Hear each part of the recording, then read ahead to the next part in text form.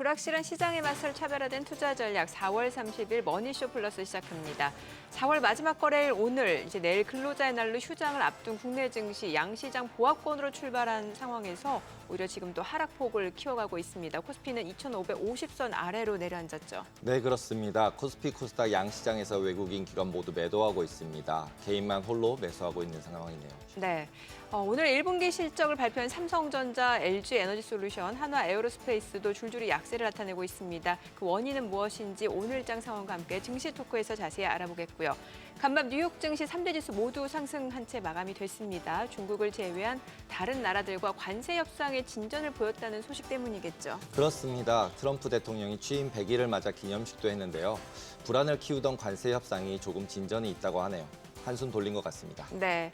자, 그래도 여전히 가장 큰 난관이자 넘어야 할 산인 중국과의 협상은 아직까지 이렇다 할 소식이 없는 상황입니다. 미국 경제 상황과 함께 뉴욕 인사이트에서 자세히 짚어보겠습니다. 자, 그리고 오늘 머니주민에서는 최근까지만 해도 혼란한 움직임을 보였던 채권 시장의 흐름을 짚어보고 추경을 앞둔 국내 영향도 함께 알아보겠습니다. 지금 보시고 계신 머니쇼는 SBS BG앱과 유튜브에서 실시간 시청이 가능합니다. 더 많은 국내 주식 정보 받아보실 분들은 카카오톡 채널 머니랩 추가하시기 바랍니다. 그럼 오늘 증시 토크 출연자 모시고 자세한 이야기 나눠볼까요? 네, IS의 투자부문 김태성 본부장 모셨습니다. 어서 오세요. 안녕하세요. 네, 안녕하세요. 많이 수척해지신 느낌인데요, 예전보다. 그런가요? 예. 어떤 일이 있으셨던 건 아니죠? 네, 아닙니다. 아니, 전 시장이 이렇게 떨어져갖고 또 혹시 그러신 건가 했는데 오늘 네. 시장 왜 이렇게 떨어지는 거예요? 일단 두 가지로 좀 압축해 볼 수는 있을 것 같아요. 일단 첫 번째로는 오늘 우리나라 증시의 가장 큰 주요 포인트는 두 가지였는데 바로 삼성전자와 현대차 실적이라든지 관세에 대한 이야기였습니다. 하지만 이러한 부분들이 모두 발표한 이후에 수급적으로 외국인들의 이제 부재가 이어지다 보니 굉장히 지금 코스피도 그렇고 코스닥도 그렇고 저항 매물을 소화하지 못하면서 지금 잠시 쉬어가고 있다라고 좀 보시면 될 것 같고요. 코스피 기준으로는 2,570포인트, 코스닥 기준으로는 725포인트에 지금 저항을 돌파하지 못하는 좀 모습을 보이고 있는 상황. 일단 반도체도 약하고 있고 그리고 이제 자동차도 생각보다 좋지 못한 흐름을 보일 때 새로운 주도주 섹터가 지금 올라와야 하는데 시총이 큰 주도주가 새롭게 보이지 그러게요. 못하고 있다는 것도 오늘 우리나라 시장의 가장 큰 약점 중에 하나인 것 같습니다. 그러니까 한쪽이 안 좋으면 다른 한쪽에서 어느 정도 커버를 해주는 네. 시장을 이끌어주는 모습들이 나와줘야 하는데 반도체가 약한 가운데 자동차도 지금 약한 모습, 제약바이오도 일부 몇 종목만 지금 강하고 대체적으로 좀 쉬어가고 있는 모습을 좀 보이고 있다 보니 오늘 우리나라 증시가 미증시가 전약 호강의 모습을 보였음에도 불구하고 따라 움직이지 못하는 지금 모습을 보이고 있는 것이 아닌가라는 생각이 들고 있고요. 또 우리나라 같은 경우에는 내일 또 휴장입니다. 네네. 그렇기 때문에 안 그래도 거래 대금이 지금 메말라 있는 상태에서 호가가 비어 있는 종목군들이 많다 보니 오늘 시장의 약세가 지금 계속 이어지고 있는 것이 아니겠는가라는 의견 한번 들어보도록 하겠습니다. 오늘 오전에 삼성전자 실적 발표했잖아요. 실적은 잘 나온 것 같은데 네. 컨퍼런스 콜에서 뭐 다른 얘기가 있었나요? 일단 실적이 잘 나왔다라고도 할 수는 없는 것 같아요. 왜 그러냐면 결국 이제 우리가 비교 부분은 삼성전자의 DS와 SK하이닉스의 어떤 영업이익 기준을 좀 비교를 해야 되는데 SK하이닉스는 전체 매출이 그렇게 높지 않았음에도 불구하고 7조에 가까운 영업이익을 냈단 말이에요. 그런데 삼성전자의 DS 부분 같은 경우에는 지금 영업이익 1조밖에 안 내놨습니다. 네. 그렇다는 것은 결국 반도체 부분에서 예전처럼 삼성전자가 SK하이닉스를 압도하는 모습을 보일 수 없다는 것을 의미하는 것이고 그리고 이제 가장 큰 요인으로는 두 가지로 지금 이야기를 하고 있죠. HBM 최첨단 반도체 쪽에서 이제 공급 지연. 그러니까 계속 펄테스트를 통과하지 못하다 보니까 이 부분이 통과될 때까지 삼성전자의 DS 부분 영업이익은 계속 발목이 잡힐 가능성이 높다고 투자자분들은 생각을 할 수밖에 없을 것 같고 그러면 최근에 지금 삼성전자 우리가 좋아했던 이유가 바로 레거시 반도체에 대한 반등, 네. 가격이 회복하고 있고 중국에서 수요가 늘어나고 있어서 우리가 삼성전자는 SK하이닉스하고는 조금 다르게 봐야 되지 않겠는가라는 시선이 많았었는데 네. 이 부분도 썩 마음에 드는 지금 숫자를 보여주지 못했었죠. 이유가 뭐냐면 창신 메모리 반도체에 조금 이제 밀리면서 예. 아무래도 이제 경쟁이 심화되다 보니까 우리가 생각한 것만큼 많이 못 팔았다라고 좀 보여지는 부분이 있어요. 그런데 전체 매출로 놓고 봤었을 때 삼성전자가 그래도 좋은 성과를 낼 수 있었던 부분이 바로 갤럭시 시리즈에 대한 어떤 굉장히 좋은 영업 개선이 이 부분이 아니었나라는 생각이 듭니다. 물론 관세를 앞두고 굉장히 많은 분들이 지금 바꿔야 된다라는 소비 심리도 있었을 것 같고 중국도 그렇고 유럽도 그렇고 지금 아니면 바꿀 타이밍을 놓칠 수도 있겠다는 어떤 두려움들이 아무래도 이제 소비 촉진으로 이어지면서 갤럭시 시리즈들에 대한 판매는 굉장히 좋은 모습을 보였지만 근본적으로 해결돼야 되는 HBM이 지금 해결되지 못한 상태로 실적이 나왔다는 것은 굉장히 아쉬울 수밖에 없었다라고 좀 정리드릴 수 있을 것 같고요. 또 이제 컨퍼런스 콜에서 투자자분들은 두 가지를 기다렸을 겁니다. 네. HBM 하나, 두 예. 번째로는 파운드리 도대체 어떻게 할 건데. 그런데 HBM은 여전히 그냥 똑같은 이야기를 하고 있죠. 파운드리도 결국엔 매각이라든지 또 다른 어떤 방법을 이야기하기보다는 계속 양산 일정을 좀 앞당긴다라는 원론적인 이야기를 하다 보니까 컨퍼런스 콜 끝나고 났음에도 불구하고 지금의 가격을 이용한 외국인들의 수급이 지금 들어오지 않는 그런 네. 상황이라서 삼성전자도 지금 답보 상태에 빠져 있는 상황이라고 설명드리도록 하겠습니다. 하나 에어로스페이스도 좀 여쭤볼게요. 1분기 실적 발표했는데 지금 보니까 영업이익이 5,608억 원. 이게 분기 기준으로는 역대 최대고 네. 전년 대비로는 3,068% 증가한 네. 수치인데 지금 하나 에어로스페이스의 자회사가 지금 보니까 하나 시스템하고 하나 오션까지 네. 편입이 된 거죠. 네. 근데 자회사도 지금 좋잖아요. 그렇죠. 예. 그러니까 작년 3분기부터 우리나라에서 가장 돈을 많이 번 그룹사가 어디냐라고 하면 삼성도 아니고 LG도 네. 아니고 두산도 아니고 하나인 것 같습니다. 네. 하나 에어로스페이스를 필두로 뭐 하나 오션 물론 이제 하나 오션도 잠시 후에 제가 이야기 드리겠지만 하나 시스템 뭐 여러 기업들이 지금 굉장히 좋은 시너지 효과를 보이면서 네. 좋은 성과를 지금 보여주고 있다라는 게 이제 가장 중요한 포인트였다고 좀 보여지고 있고요.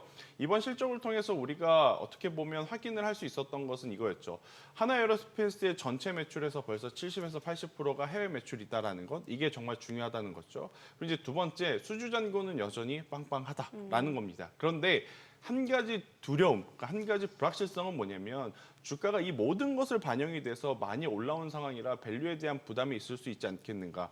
자, 오늘 실적 발표 나오면서 약간의 세론 현상의 흐름들이 나왔어요. 물론 아랫꼬리를 달리면서 회복하는 모습도 보이긴 했지만 결국엔 플러스 전환하지 못하고 지금 조정을 보이고 있는 상황이라 네. 하나 에어로스페이스를 포함한 지금 우리나라 방산주들 같은 경우에는 중장기적으로 방향은 우상향 저도 동의합니다. 하지만 지금 당장의 수급적인 변동성은 충분히 물량을 혹은 어떤 매물을 소화할 시간이 필요하지 않겠는가라는 생각이 들어서 보유하고 계신 분들은 빠르게 매도하실 필요는 없죠. 그런데 네. 이제 보유한 가격에 따라 좀 차등적인 전략은 필요하죠. 예를 들어 하나 에어로스페이스를 40만 원, 45만 원대 매수하신 분들은 지금 크게 동요하지 않으셔도 그냥 됩니다. 기다리면 되죠. 그렇죠. 그런데 이제 70만 원대, 72만 원대, 73만 원대 사신 분들 같은 경우에는 일정 부분 리스크 관리는 좀 하시면서 포트폴리오를 관리를 하시는 게 맞지 않겠는가라는 의견 조심스럽게 드리도록 하겠습니다. 하나 같은 경우는 지금 그런 그룹사들이 어떤 네. 시너지가 있는 건가요? 아니면 각각 회사 하나하나가 잘하고 있는 건가요? 둘 다인 것 같습니다. 각각도 잘하고 있고 시너지 효과를 낼 정도로 지금 어떻게 보면 사업 포트폴리오 개편의 속도를 낸 것들이 이제 빛을 발하기 시작을 했다라고 좀 네. 보여질 수는 있을 것 같고요. 대신에 지금 많은 투자자분들이 약간의 의심의 눈초리를 보는 것은 아무래도 이제 승계 구도에서 나오는 여러 가지 불확실성인 것 같습니다. 이러한 노이즈들만 잘 잡아준다라고 하면 저는 충분히 하나 그룹사 같은 경우에는 하나 에어로스페이스뿐만 아니라 하나 오션도 그렇고 하나 시스템도 그렇고 지금 계속 좋은 퍼포먼스를 보일 가능성이 높다라는 의견 한번 드려보도록 하겠고요. 아마 많은 투자자분들이 또 오늘 관심 있게 보실 게 하나 오션일 것 같습니다. 네네. 하나 오션 같은 경우에는 지난주부터 해서 오늘까지 벌써 3거래일 동안 조정의 폭이 깊은 상황.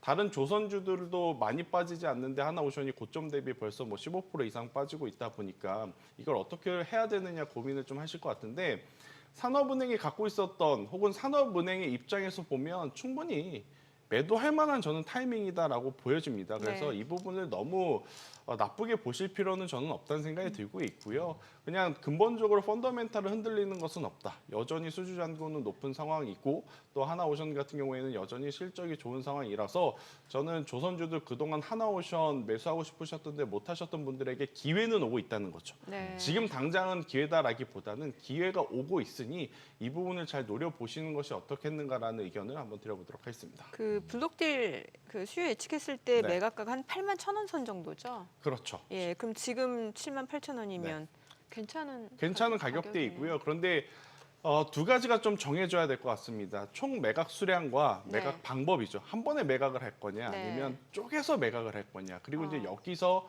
정말로 대량 매도 물량이 나왔을 때 예. 한화에서 어느 정도 받아줄 수 있는 부분이 있을 것인가 이제 이 부분들이 만약에 정해져야 될 것 같아요. 이게 정해지지 않는다면 한 1,300만 주 정도 그렇죠. 아닌가요? 그러니까 이 개인 투자자분들이 오롯이 지금 감내를 해야 된다라는 전제하에 계산을 해보면 좀 부담스러울 수는 있거든요. 그래서 지금 빠지고 있는 부분이라 이런 부분들이 좀 해결이 돼야 하나오션은 충분히 저점을 좀 다져주는 모습들이 나올 수 있겠다는 의견 드려보도록 하겠습니다. 이제 그러면 LG 에너지 솔루션도 1분기 실적 발표했는데요. 네. 지난 4분기에 적자였다가 이제 흑자로 전환을 했잖아요. 네. 그 부분에 있어서 IRA 세액 공제 금액을 제외하면 그래도 적자다 이렇게 얘기하는데 이게 극복이 된 거라고 봐야 할까요? 지난주만 하더라도 저는 극복이 된 것으로 판단을 했었어요. 네. 충분히 주봉상의 흐름이 이제는 추가적인 하락보다는 그리고 하락이 나온다 하더라도 그 하락에는 어느 정도 제한이 있을 수 있겠다라고 판단을 했었는데 오늘 보면 또 그렇지도 않은 것 같습니다. 아마 지금 2차 전지 관련해서 많은 투자자분들이 별 뉴스도 없는데 오늘 왜 이렇게 LG 에너지 솔루션이 이렇게 빠지는 거야? 아니 라고 뭐 생각이 LG 에너지 솔루션뿐만 아니라 그쵸. 지금 삼성 SDI도 4% 네. 가까이 빠지고 음. 또 뭐 LG 화학도 4% 빠지고 이게 대체 무슨 일이에요? 그러니까 뚜렷하게 지금 네. 이유는 없는 것 같아요. 하지만 이제 수급적으로 보면 최근에 네. 그러니까 3거래일에서 5거래일 동안 공매도 비중이 가장 많이 높아진 기업들을 나열을 해봤더니 네. 2차 전지 셀업체 플러스 반도체 소부장 업체가 좀 많았었거든요. 네네. 그런 좀 여파가 지금 있는 것이 아닌가라는 생각이 들어서 참 저도 2차 전지 이제는 더 빠질 공간 없다라고 생각을 했는데 오늘 LG 에너지 솔루션 보면 조금은 더 기다리셔야 될 것 같고요. 그러면 어느 기준으로 저는 보겠느냐라고 했었을 때 최소한 34만 5천 원에서 35만 원까지 회복을 한 다음에야 LG 에너지 솔루션을 포함한 2차 전지주들을 담아 볼 수 있지 않겠는가라는 의견을 한번 드려보도록 하겠습니다. 아니 저 궁금한 게 네. 그 얼마 전에 그 상하이 모터쇼에서 그 나트륨 이온 배터리 네. 그 얘기 나왔잖아요. 그럼 이게 나트륨 이온 배터리면은 이 셀 업체들도 영향을 받는 거예요? 그렇죠. 어떻게 받는 거예요? 제가 그 구조를 잘 몰라가지고. 그러니까 이게 원래는 전고체 배터리로 넘어가려고 했었죠. 우리나라는 MCM 계열에서 LFP를 가지 않고 전고체를 가려고 했었는데 지금 한 가지 변수는 과거에 우리가 정말 품질이 떨어져서 눈 거들떠보지 않았던 LFP가 NCM만큼 수율이 많이 올라온 상황에서 우리나라가 LFP까지도 지금 많이 투자를 한 상태에서 또 전고체보다 지금 나트륨 이온 배터리 쪽에 대한 관심도가 지금 쏟아지다 보니 우리나라 기업들도 여기에 맞는 양극재, 음극재를 또 생산을 해야 돼요. 그런 상황 속에 사실 나트륨 배터리 같은 경우에는 우리나라가 또 선두주자는 아니거든요. 네. 결국 이제 중국이 또 이쪽에서도 선두주자의 자리를 좀 굳히고 있다 보니 여기서도 1순위가 안 돼, 여기서도 1순위가 안 돼, 그런 또 투자 심리의 위축이 발생이 되고 있다라고 좀 보시면 될 것 같고 나트륨 배터리 관련한 테마주들 지금 대장주는 애경 케미칼로 좀 보여져요. 그리고 예. 이제 WCP와 같은 기업들도 지금 확인이 되고 있는데 여러분들이 이들 종목군들을 이제 접근을 하실 때 지금 우리나라 다수의 어떤 기업들은 나트륨 배터리 실제로 생산을 하기에는 현실적으로 시간이 좀 많이 필요하다. 그러니까 테마적인 움직임일 뿐이니 이 부분을 잘 고민을 하셔서 투자를 할 것인지 말 것인지 판단을 하시는 게 지금은 중요하지 않겠는가라는 의견 드리도록 하겠습니다. 관세 무풍지대로 엔터나 게임주들에 계속 포커스가 맞춰져 있었잖아요. 네. 그런 와중에 지금 조용히 신고가를 넘기는 주식이 증권주인데 네. 증권주가 그냥 거래량이 많아져서 그냥 신고가 넘어간다 이렇게 보면 되는 건가요? 아니면 업종 전체가 괜찮을 거라고 보는 건가요? 일단 작년 10월, 11월, 12월 그러니까 4분기에 저도 가장 많이 들은 게 지금이라도 미장 가야 되느냐였던 것 같습니다. 네네. 지금이라도 국장 조금 내려놓고 미장 가야 되는 거 아니냐. 왜냐 그때 당시에 엔비디아 계속 올라가고 있었고요. 팔란티어 올라가고 있었고요. 그러다 보니까 또 많은 투자자분들이 실제로 그때 계좌 개설 많이 해서 미장 투자를 하신 분들이 많아졌었어요. 예. 그런데 지금 해가 바뀌고 1분기가 되니까 사실 미장이 우리나라 시장보다 지금 더 조정의 폭이 깊어진 상황 속에 당연히 개인 투자자분들 물리기 시작하면 또 추가 매수를 해야 되다 보니 거래량이 늘어날 수밖에 없는 것은 저는 당연하다는 생각이 들고 있고 그로 인해서 증권사들이 수수료를 얻게 되는 수익 구조는 당연히 커져갈 수밖에 없는 상황이라 최근에 증권주의 이제 상승은 우리나라 투자자분들이 국내 시장뿐만 아니라 미국 시장에 또 투자를 하는 그런 상황 속에 수혜를 받고 있는 것이다라고 좀 보여지고 있고요. 일단 뭐 여러 대통령 후보자들이 이야기하는 것 중에 국내 주식시장 또 살리기 이야기를 네. 많이 하잖아요. 하잖아요. 그런 관점에서 보면 중장기적으로 증권주도 괜찮다고 보여지는데 저는 이게 저의 개인적인 성향이라든지 편견 때문일 수는 있겠지만 참 손이 안 갑니다. 개인 투자자 입장에서는 증권주들이 손이 안 가는 뭐 증권주뿐만 아니라 금융주도 별로 그렇죠. 손 안 가고. 은행주도 그렇고 예. 보험주도 그렇고 손이 안 가는 섹터라서 이쪽은 종목을 저는 좀 잘 선별을 해서 하나 정도는 괜찮은데 네. 너무 많은 기업을 좀 가지고 있지 않으셨으면 좋겠다는 생각이 들고 있고 만약 그 하나를 어디로 생각을 하냐라고 하면 저는 증권 쪽에서는 당연히 이제 키움증권을 한번 보시는 게 좋을 것 같고요. 키움이요? 네. 보험 쪽에서는 DB손해보험을 좀 보셔야 될 것 같고요. 왜냐하면 이번 배당 중에 네. 보험사 중에 손보사 중에 가장 높은 배당을 또 줬던 기업이 바로 이제 DB손해보험이기 때문에 이쪽을 한번 바라보시는 게 좋을 것 같고 은행 쪽 같은 경우에는 결국엔 하나금융지주가 혹은 KB금융이 밸류업이라고 하는 명분을 가지고 또 네. 가장 추세가 좋았던 기업들 중에 하나라서 이렇게 압축을 해서 보시는 게 맞지 않겠는가라는 의견 드려보도록 하겠습니다. 특히 또 KB금융 같은 경우는 수급적으로 볼 때도 보면 외국인들이 금융주 좋아하죠. 살 때 네. 가장 많이 매수하는 종목이기도 하잖아요. 네. 근데 증권주 중에 키움을 꼽으신 특별한 그러게요. 이유가 있으신가요? 뭐 아마 개인 투자자분들이 지금 가장 많이 사용하신 어떤 시장 점유율을 보면 키움증권이 좀 많더라고요. 좀 수수료가 약간 싸죠. 약간 좀 저렴하기 때문에 예. 그리고 이제 상승 탄력 기준으로 보면 유한타증권 이게 참 증권사를 홍보하는 것 같아서 그런데 그냥 주식 이야기를 하는 겁니다. 예. 그러니까 유한타증권이 변동성이 조금 이제 강해 보이는 상황이라 만약에 이제 증권주를 한다면 저는 두 종목권들 중에 하나를 하는 게 맞지 않겠는가라는 의견 드려보도록 하겠습니다. 유한타증권은 변동성에 강하다라는 거는 네. 달리 얘기하면 변동폭이 작다라는 의미 아니에요? 어, 뭐예요? 그러니까 호가가 얇다라는 거죠. 호가가 얇다. 네, 그래서 이제 적은 어떤 금액으로도 네. 위아래 변동성이 좀 보일 수 있는 지금 아. 현재 상황이다. 이렇게 그건 안 정리를 좋은 거 드리겠습니다. 아닌가요? 중소형주 하시는 분들에게는 사실 이게 네. 양날의 검인 거죠. 그러니까 그렇죠. 좋게 생각하면 좋은 거고 물렸을 때 생각하면 제일 안 좋은 거긴 하지만 그래서 변동성 노리시는 분들은 유한타가 낫고 투자의 관점으로 좀 보실 분들은 키움증권이 더 낫지 않겠는가. 그러니까 저는 이제 키움을 여쭤본 게 그냥 브로커리지 수수료만 있는 데가 키움이잖아요. 그쵸. 그리고 나머지 대형 증권사들은 브로커리지뿐만이 아니라 그쵸. S&T도 있고 뭐 맞아요. 캐피탈마켓도 있고 네. 다 있는 건데 이렇게 보신 게 나머지 쪽은 별리고 브로커리지만 좋을 것 같아서 키움을 고르신 건가 이래서 제가 질문드렸던 거거든요. 아무래도 지금 증권주들이 관심을 받고 있는 부분은 방금 브로커리지니까. 네, 언급하셨던 이제 그 부분에 따른 수혜이기 때문에 저는 이제 두 기업을 조금 더 주목해서 보는 게 지금은 더 맞지 않겠나라는 의견 드리겠습니다. 참 증권주는 관심 섹터가 아니어서 잘 들여다보지 않았는데 지금 뭐 삼성증권하고 미래에셋증권 차트 보니까 4월 완전 달에 이렇게 갔죠. 이렇게 네. 올라갔었네요. 왜 그걸 네. 몰랐을까요? 예. 이 수급적으로도 보니까 뭐 외국계 창구 쪽에서 엄청 매수세 들어오고 예. 외국인들이 러프로 보내고 있는 대표적인 종목이긴 하네요. 그렇죠. 앞서 얘기했던 이제 엔터즈 처음에 얘기 잠깐 네. 드렸었는데 그 엔터주 1분기 실적 별로 안 좋은데 요즘 이제 한한령 얘기 나오고 이러면서 다시 급등하고 있는데 그게 꼭 중국 때문이라고 봐야 될까요? 아니면 전반적인 부분에 있어서 한한령 제재 말고도 넷플릭스나 이런 것까지 연동돼서 전환되는 일단은 건가요? 정리를 한번 드려보면 엔터와 게임과 컨텐츠 중에 최상단은 엔터가 자리하고 있는 것 같고요. 네. 그 다음에 컨텐츠고 그 다음에는 게임 순인 것 같습니다. 그러니까 게임 투자하신 분들에게는 좀 죄송스러운 이야기이지만 게임 같은 경우에는 사실 중국 시장이 개방한다 그래서 중국인들이 이제 예전처럼 우리나라 게임을 많이 이용하진 않아요. 왜냐 그래픽적으로도 그렇고 스토리적으로도 그렇고 자국 내 게임 산업이 워낙 지금 빠르게 성장을 했기 때문에 네. 예전처럼 K 관련한 또 컨텐츠로서 게임주들에 대한 메리트가 그렇게 지금 높은 상황이 아니라서 게임을 저는 조금은 부정적으로 바라보는 하지만 이제 그 안에서도 크래프톤이라든지 네. 시프트업만큼은 중국뿐만 아니라 일본이라든지 유럽, 북미 시장에서 굉장히 또 좋은 팔로를 가지고 있는 상황이라 이 두 기업은 바라보시는 게 좋을 것 같고 제가 게임하면 가장 많이 드리는 기업이 하나 있습니다. 바로 W게임즈. 더블유 게임즈. 카지노, 그러니까 인터넷 카지노 게임인데 이쪽은 고객 대부분이 북미 쪽이에요. 북미 쪽이고 또 원화로 게임을 하는 것이 아니라 달러로 또 게임을 하다 보니까 환율에 대한 시세 차익도 느낄 수 있고 제가 예전에도 한번 언급드린 적이 있는데 다른 게임사들은 하나하나 게임이 업데이트 될 때 업데이트 비용들이 엄청나게 많이 들어갑니다. 네. 또 하나의 게임을 개발하는 데 들어가는 기간과 비용이 엄청나게 많이 들어가요. 그런데 카지노는 해가 바뀌었다 그래서 규칙이 바뀌는 건 아닙니다.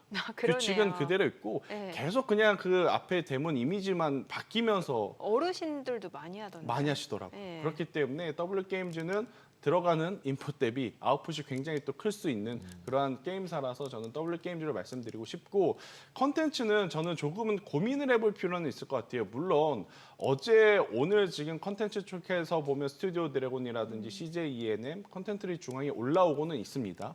하지만 예전보다 제작 편수가 많이 줄어든 것도 사실이고, 그리고 영업이익률도 떨어진 것도 사실이에요. 그렇기 때문에 상승은 하되 그 상승의 어떤 리밋은 좀 있지 않겠는가라는 조심스러운 의견 한번 드려보도록 하겠고요. 대신에 이제 엔터 같은 경우에는 뭐 좋다 한 지가 벌써 올해 들어오면서도 2달 넘은 것 같습니다. 네. 실적이 개선되는 것도 좋고 중국 시장이 개방이 되는 것도 좋고, 그래서 가장 탑티어로 SM과 DOE를 뽑았고, 그리고 또 BTS 완전체를 기대하시는 분들 같은 경우에는 이제 하이브를 또 뽑는, 그리고 이제 하이브 실적이 그나마 이번 1분기 다른 엔터사들 중에 가장 또 개선된 모습을 좀 보이면서 올라왔기 때문에 하이브의 강세가 최근에 굉장히 또 두드러진 그런 모습인데, 저는 여러분들에게 노머스라고 하는 기업도 한번 꼭 체크를 해봤으면 좋겠다는 이야기를 드리고 싶어요. 노머스는 무슨 일을 하느냐? 하이브라든지 SMA라든지 YG와 같은 그런 아티스트들이 해외 네. 공연을 하면 해외 공연의 그 무대를 만들어주거나 네. 이 프로젝트를 이제 진행을 해주는 어떤 본업을 가지고 있는 기업이 노머스거든요. 그러니까 상장한 지 얼마 되진 않았지만 어떻게 보면 최근 흐름에, 시세 흐름에 굉장히 또 편승을 해서 좋은 모습을 보이고 있는 기업이니 노머스와 같은 기업들도 한번 꼭 체크를 해보시는 게 좋다라는 의견 한번 드려보며, 일단은 중국 관련해서는 엔터주가 단연 돋보이고 네. 그 다음에는 컨텐츠, 게임은 조금은 더 보수적으로 보실 필요는 있지 않겠나라는 의견 드려보도록 하겠습니다. 네, 자 지금 시각 3시 22분 지나갑니다. 오늘 마감 동시효과 상황 좀 체크해 보도록 하겠습니다. 먼저 코스피 마감 예상 지수부터 좀 볼게요. 오늘 코스피 강보합권 예상되네요. 그래도 지금 뭐 많이 좀 낙폭을 좀 축소하면서 마감되지 않을까라는 기대가 있는데, 지금 예상 체결지수 2,565포인트, 코스닥은 1.3% 하락 마감 예상됩니다. 지금 호가는 716포인트로 집계가 됩니다. 시가총액 상위 종목 예상가 보도록 하겠습니다. 삼성전자 볼게요. 오늘 0.3% 상승 마감 예상되고요. 지금 호가는 56,000원, SK 하이닉스가 1% 하락 마감 예상됩니다. 지금 예상가가 178,700원이고요. LG 에너지 솔루션 오늘 7% 하락 마감 예상됩니다. 지금 호가는 323,000원. 삼성 바이오로직스는 지금 강보합권 예상되고요. 현대차가 1.9% 하락 마감 예상됩니다. 지금 호가는 189,000원이고요. 기아는 오히려 1.5% 상승 마감 예상됩니다. 지금 호가 92,400원. 삼성전자 우선주도 상승 마감 예상됩니다. 예상가 47,300원이고 한화 에어로스페이스입니다. 오늘 1.4% 하락 마감 예상되고요. 지금 호가는 797,000원. 셀트리온 1% 하락 마감 예상됩니다. 지금 예상가 162,000원이고 HD현대 중공업 0.5% 하락 마감 예상됩니다. 코스닥 시가총액 상위 종목 호가 상황 보겠습니다. 알테오젠 오늘 오전장만 하더라도 좀 반등을 시도하는 모습이었는데, 지금 오늘 마감은 3.7% 좀 하락이 예상됩니다. 지금 예상가가 35만 원으로 집계가 되고 있고요. 에코프로비엠 0.68% 하락 마감 예상됩니다. 호가 101,700원. HLB가 1.9% 상승 마감 예상되고요. 지금 호가는 57,000원이고, 에코프로가 0.98% 하락 예상됩니다. 지금 호가 56,600원. 레인보우 로보틱스가 3.5% 하락 마감 예상되고요. 지금 예상가 271,000원으로 집계가 됩니다.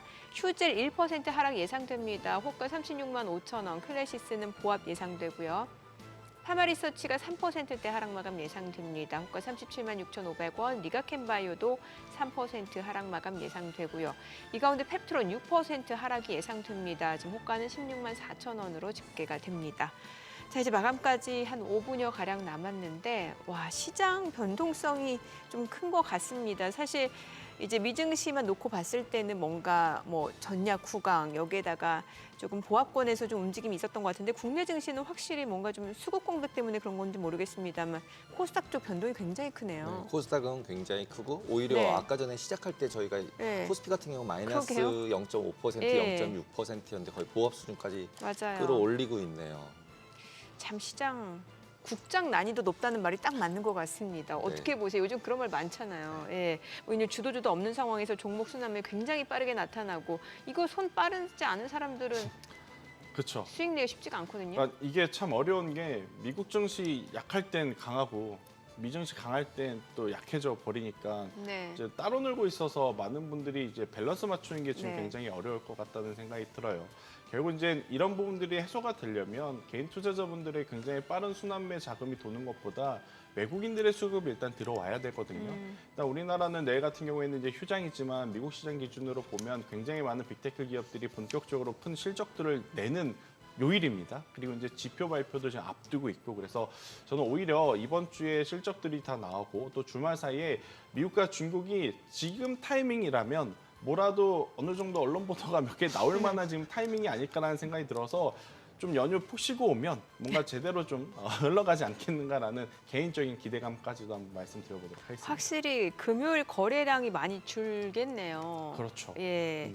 왜냐면 이제 근로자의 날 쉬고 네. 금요일 날 개장하더라도 그때 사실 많이들 이제 놀러 가 계실 것 같아요. 그것도 있고 요새 그 넥스트 트레이더가 시작되고 나서 네. 본장에서의 거래량에 약간 좀 감소하는 것도 저는 좀 느껴지긴 하더라고요. 그 역량이 있어요? 이제 슬슬 이제 다들 처음에는 이게 뭐야라고 하셨다가 한 번씩 좀 체험을 해보시고 매수 매도를 해보시고 이쪽 시장에서도 이제 한번 트레이드를 해봐야겠다라는 또 투자자분들이 이제 생기시다 보니까 거래량이 분산이 된 상황이거든요. 근데 네. 이걸 좋게 봐야 될지 안 좋게 봐야 될지 저도 아직 판단은 쓰진 않아요. 하지만 네. 그런 영향도 조금은 있는 상황이다라는 의견을 한번 드리도록 그런 하겠습니다. 시간 외에 거래를 할 수 있다는 거 말고 특별한 이점은 없는 거 아닌가요? 그거는 없죠. 네.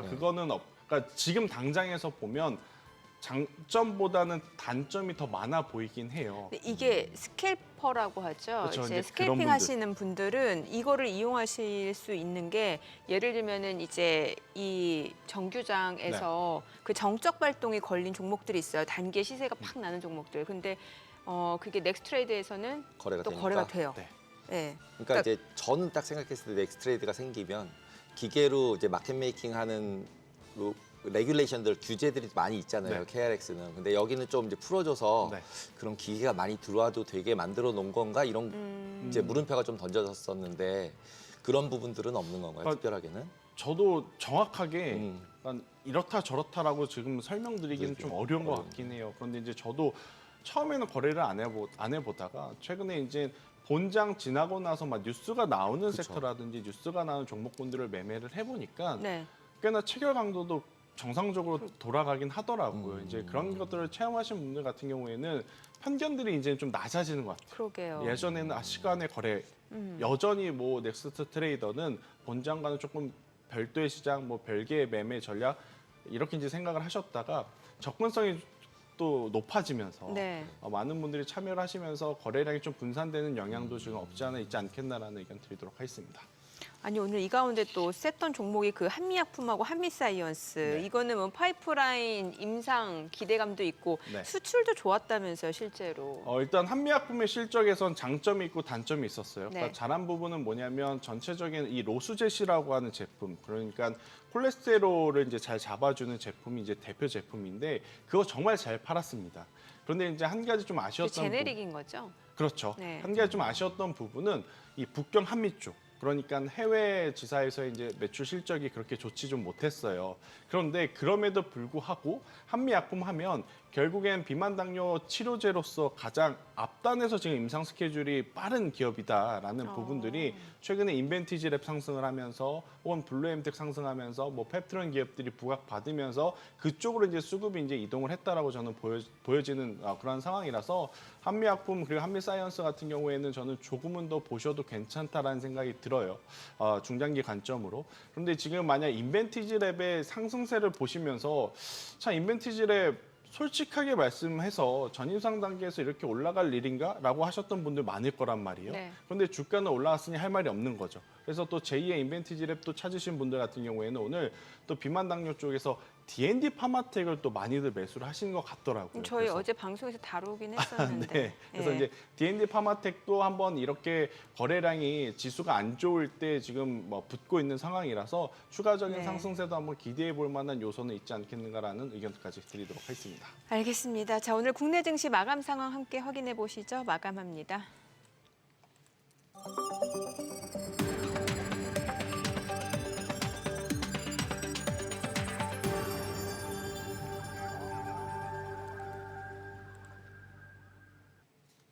네, 4월 30일 수요일 오늘 4월 마지막 거래를 국내 증시 마감했습니다. 이제 내일은 근로자의 날로 휴장하고 이제 금요일 날 다시 개장을 하게 되는데 일단 오늘 국내 증시 같은 경우는 변동성이 굉장히 컸던 것 같습니다. 오전에 출발만 하더라도 보합권에서 좀 방향성 탐색 과정이 이어지는 모습이었는데 이제 시간이 지날수록 개인 투자자 매수라는 가운데 외국인과 기관 매도를 나타내면서 어느 정도 시장에서는 좀 하락, 그러니까는 하단을 좀 지지하기는 역부족이었다라는 생각이 듭니다. 일단 코스닥이 좀 많이 떨어지는 양상이었는데 오늘 양시장 마감 지수 좀 보겠습니다.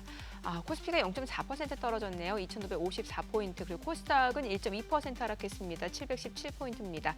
시가총액 상위 종목 마감가 보도록 하겠습니다. 삼성전자 오늘 확정 실적 발표를 했는데 뭐 잠정 실적과는 크게 다르지 않았는데 일단 주가는 0.5% 떨어졌습니다.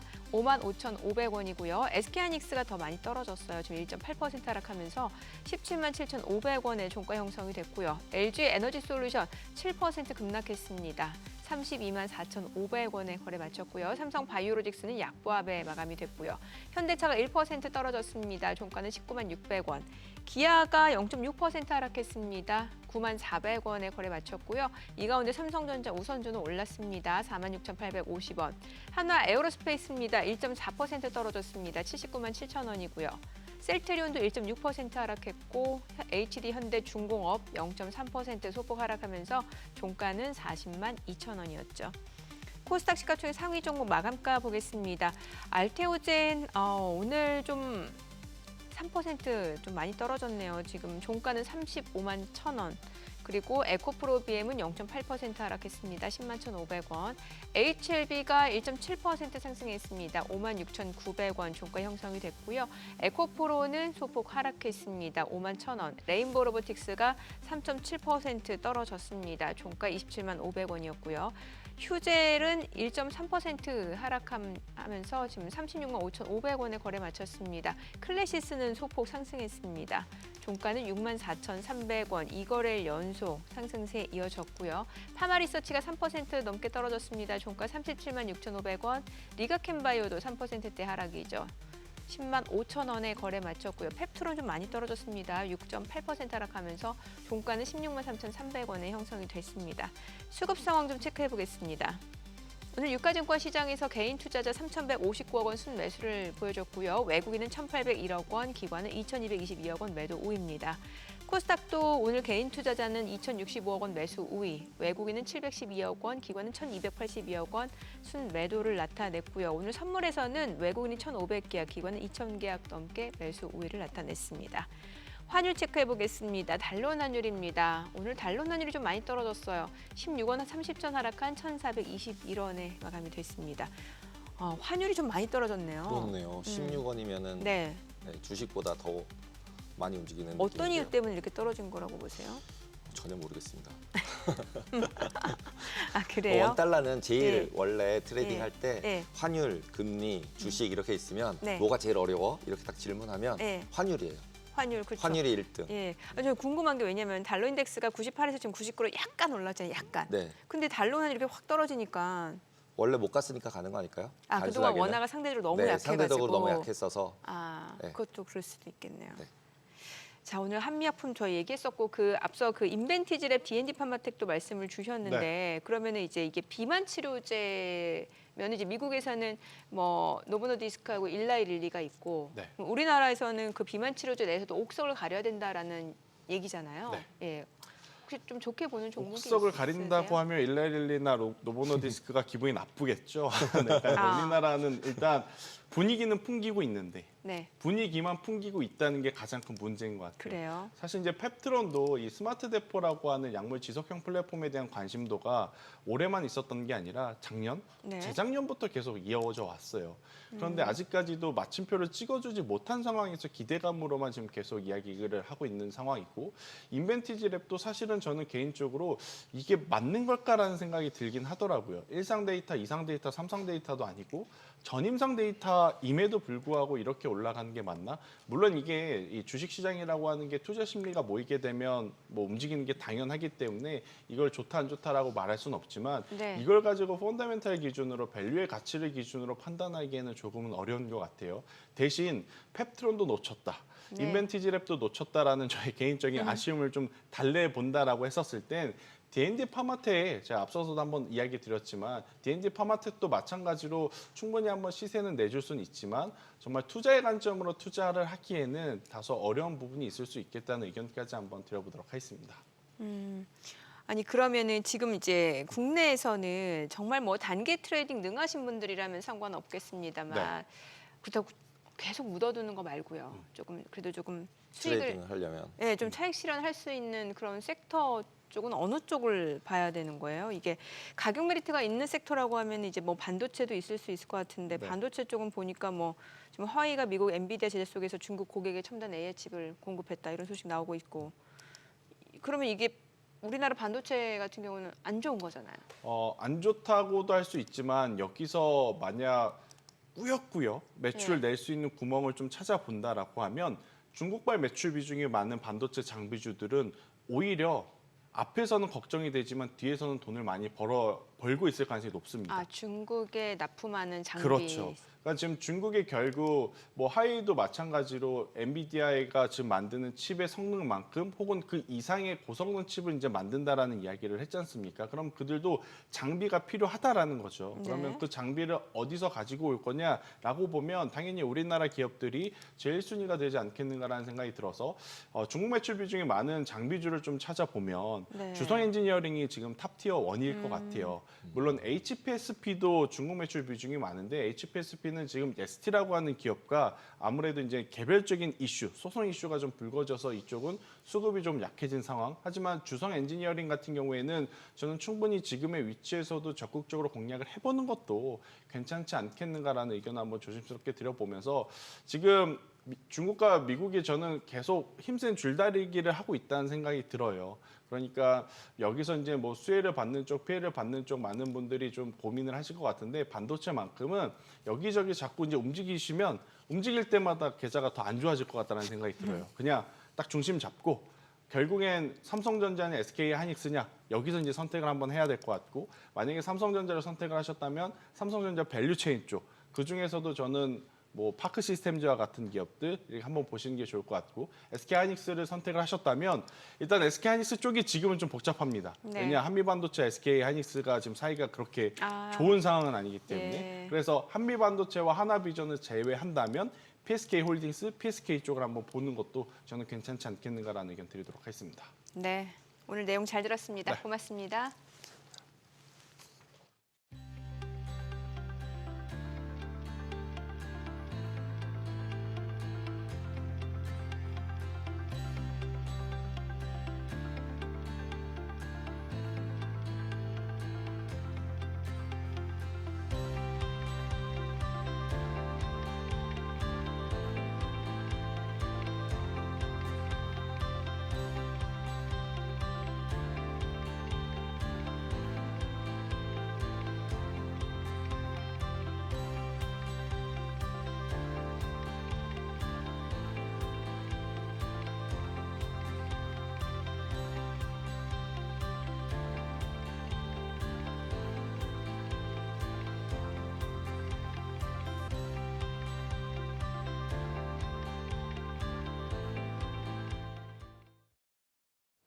애프터마켓 시황입니다.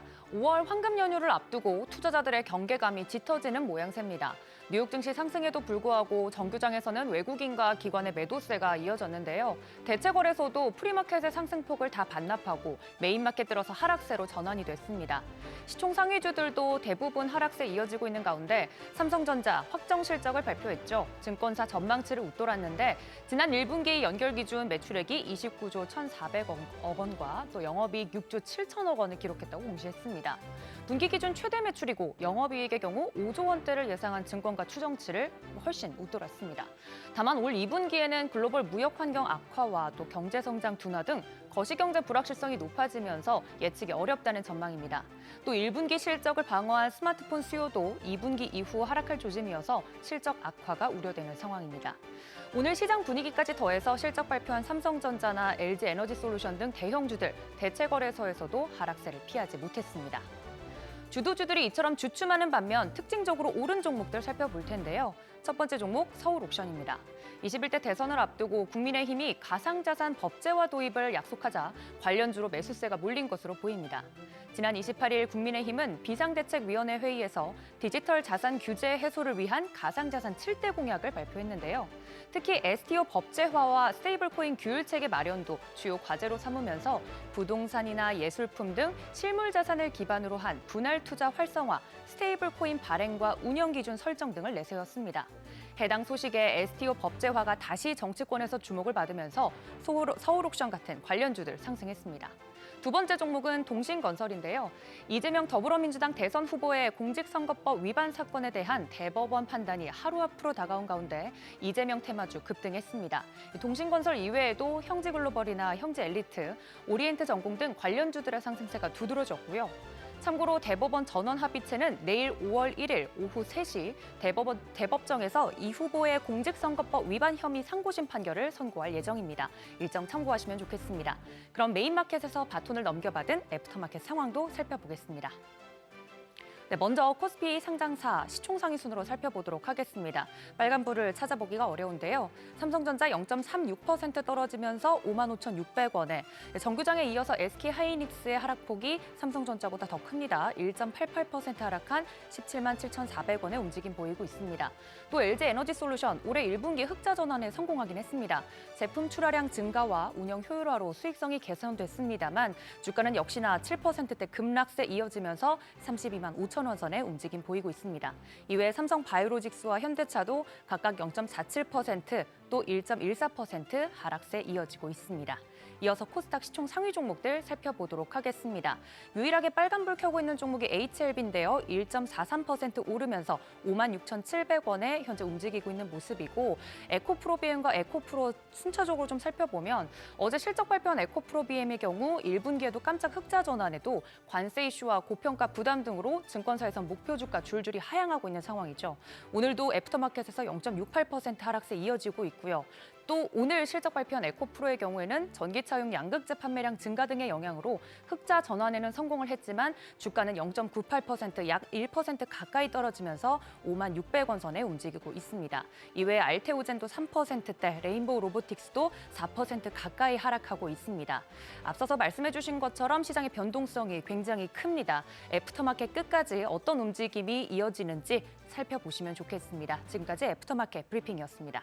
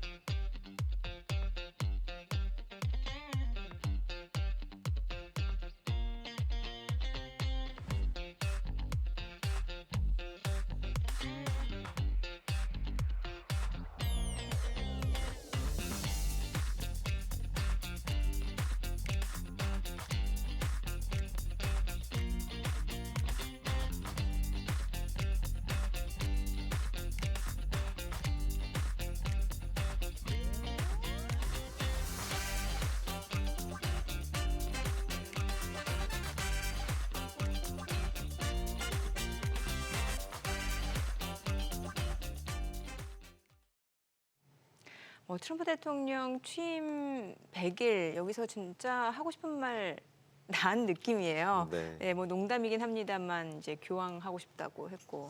교황이 지금 전 세계에 제일 높은 사람인가요? 아니면 트럼프가 더 높은 사람인가요?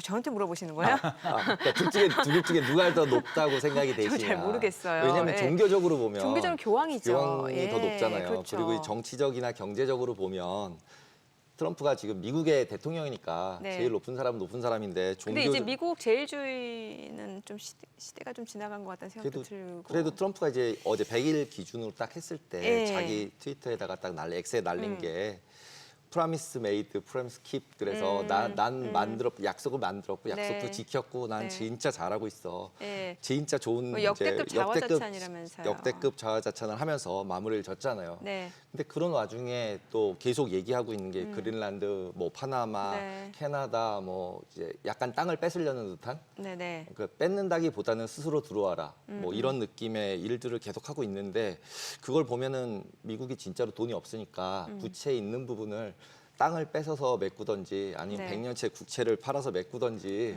뭔가를 좀 그걸 막 메꾸고 싶은 메워버리고 부채를 좀 조정하고 싶은 네. 그런 마음이 굉장히 많은 것 같아 보입니다. 일단은 뭐 제일 높은지 아닌지는 모르겠습니다만 세계의 이목을 끄는 인물로서는 탑인 건 맞는 것 같아요. 그렇죠. 확실히. X에다 그렇게 올리는데 모든 사람이 다 보고 있잖아요. 네. 아니 그러면 이제 바로 모셔보죠. 저희끼리만 얘기할 게 아니라 프리즘 투자자문의 홍춘욱 대표 자리했습니다. 어서 오세요. 네, 안녕하세요. 앞서 그 오랜만에 대표님이 뵙겠습니다. 교황하고 그 트럼프 대통령하고 비교를 했죠. 누가 높은 사람이냐고.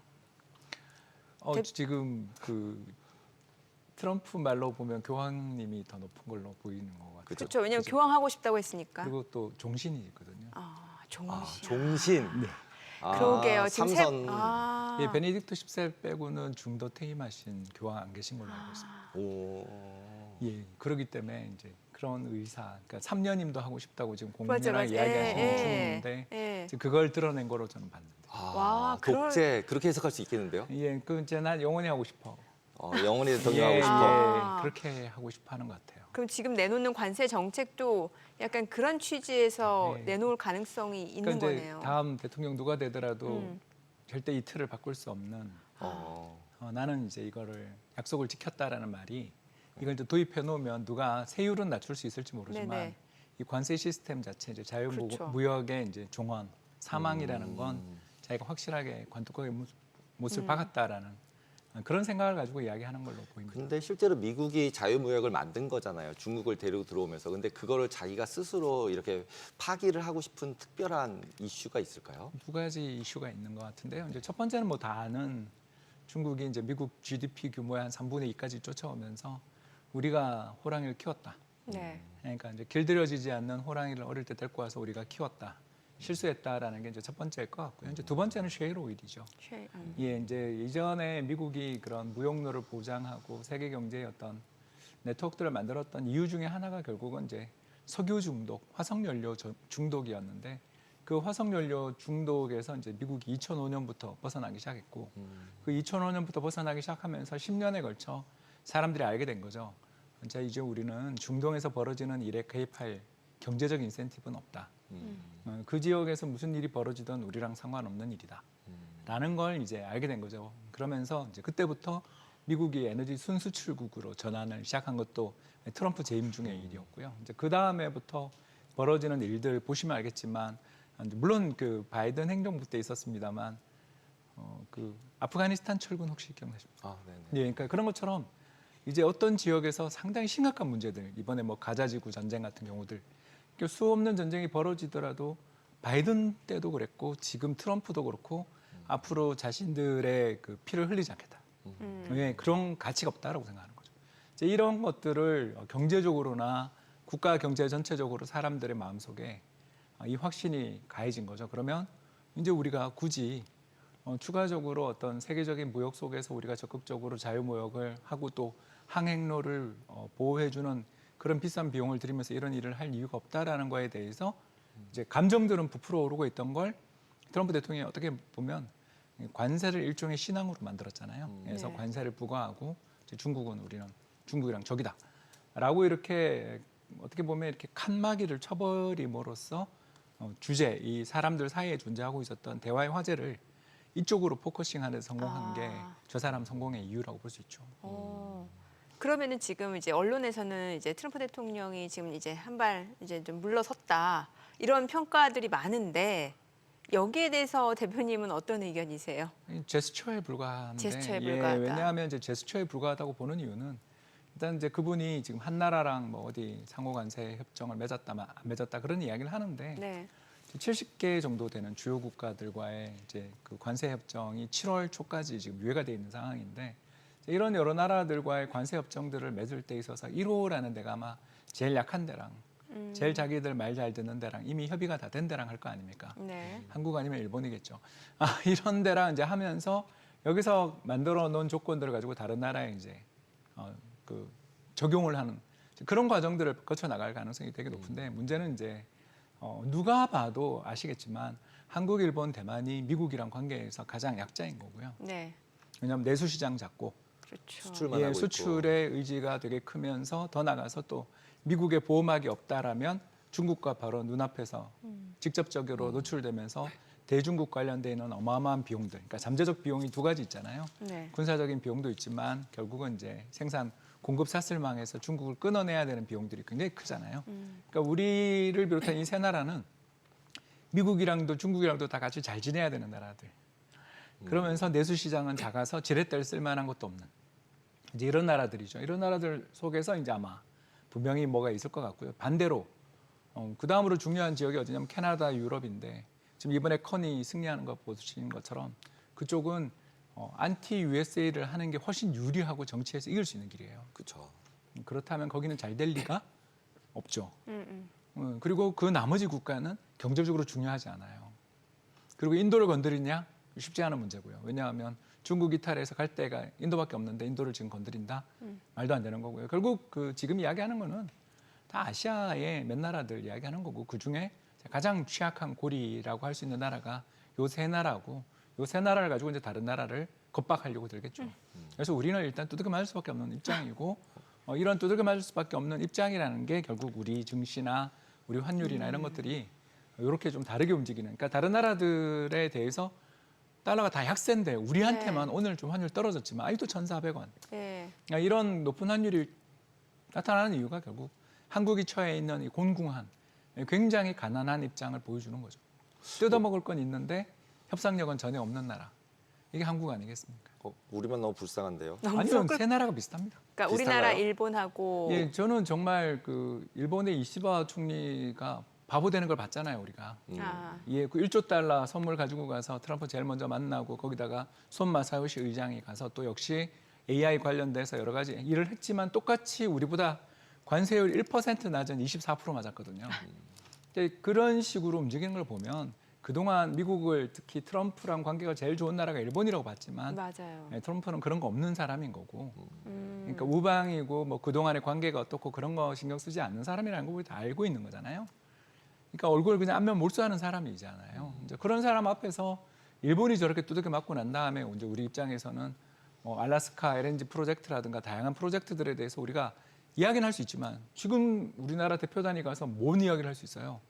대통령 선거가 6월 3일인데 더군다나 내일 또 중요한 발표도 있는데 아무도 모르는 상황에서 가서 누가 거기 가서 약속을 하고 왔다. 저는 그 사람은 정말 심각한 잘못을 저지르는 거죠. 우리는 지금 가서 이야기 듣고 오는 거 말고는 없는.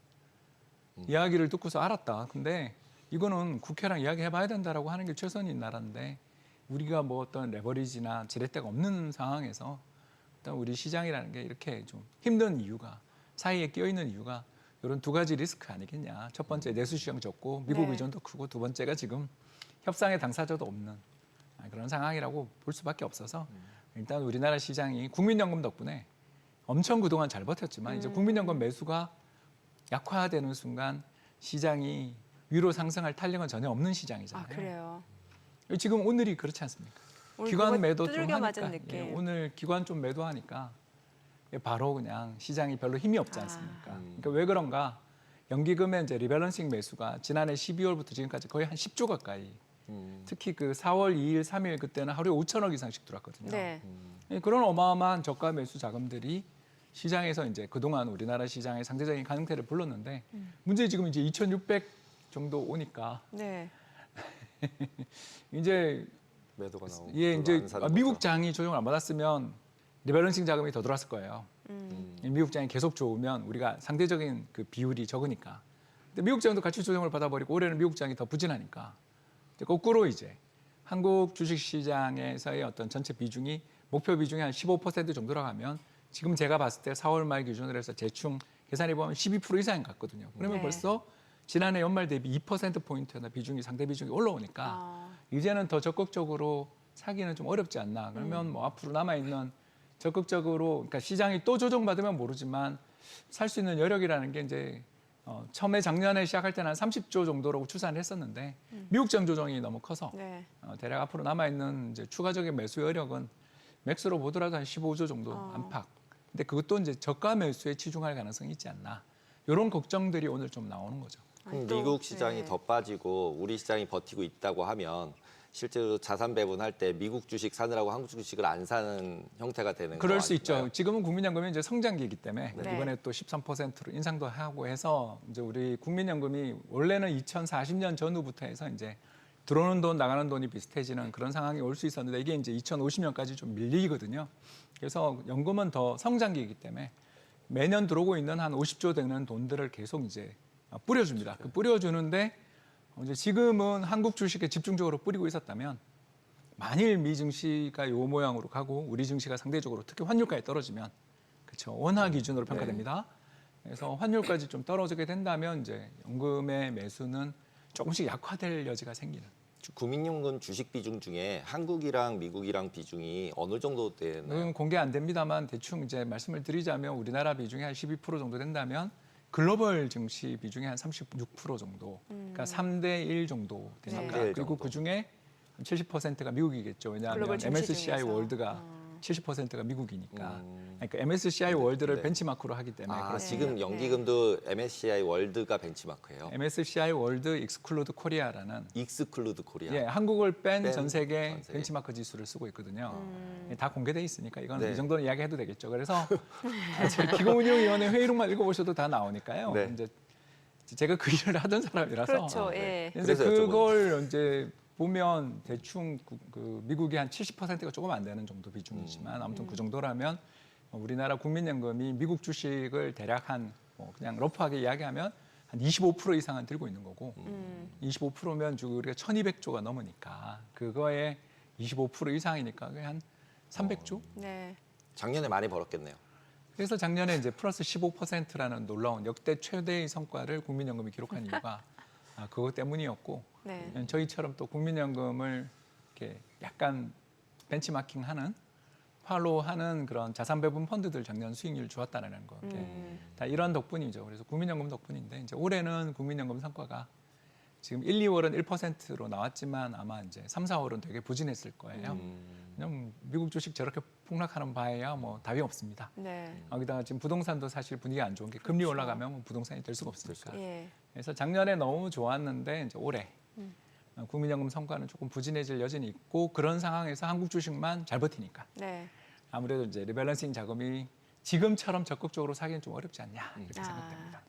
그러면은 지금 이제 미국과 중국 간의 관세 전쟁 뭐 어떤 식으로 될 거라고 전망하시나요? 지금 중국이나 미국이 지금 하는 말이 너무 달라가지고.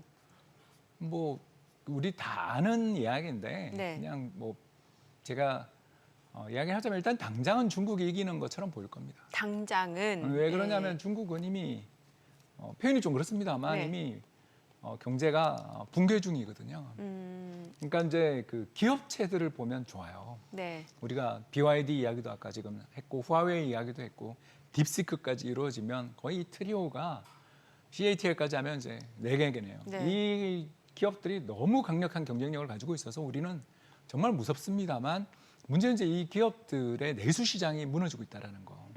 그래서 혹시 차트가 가능한지 모르겠습니다만 최근 미국 중국의 부동산 가격 지수 동향을 보면 네.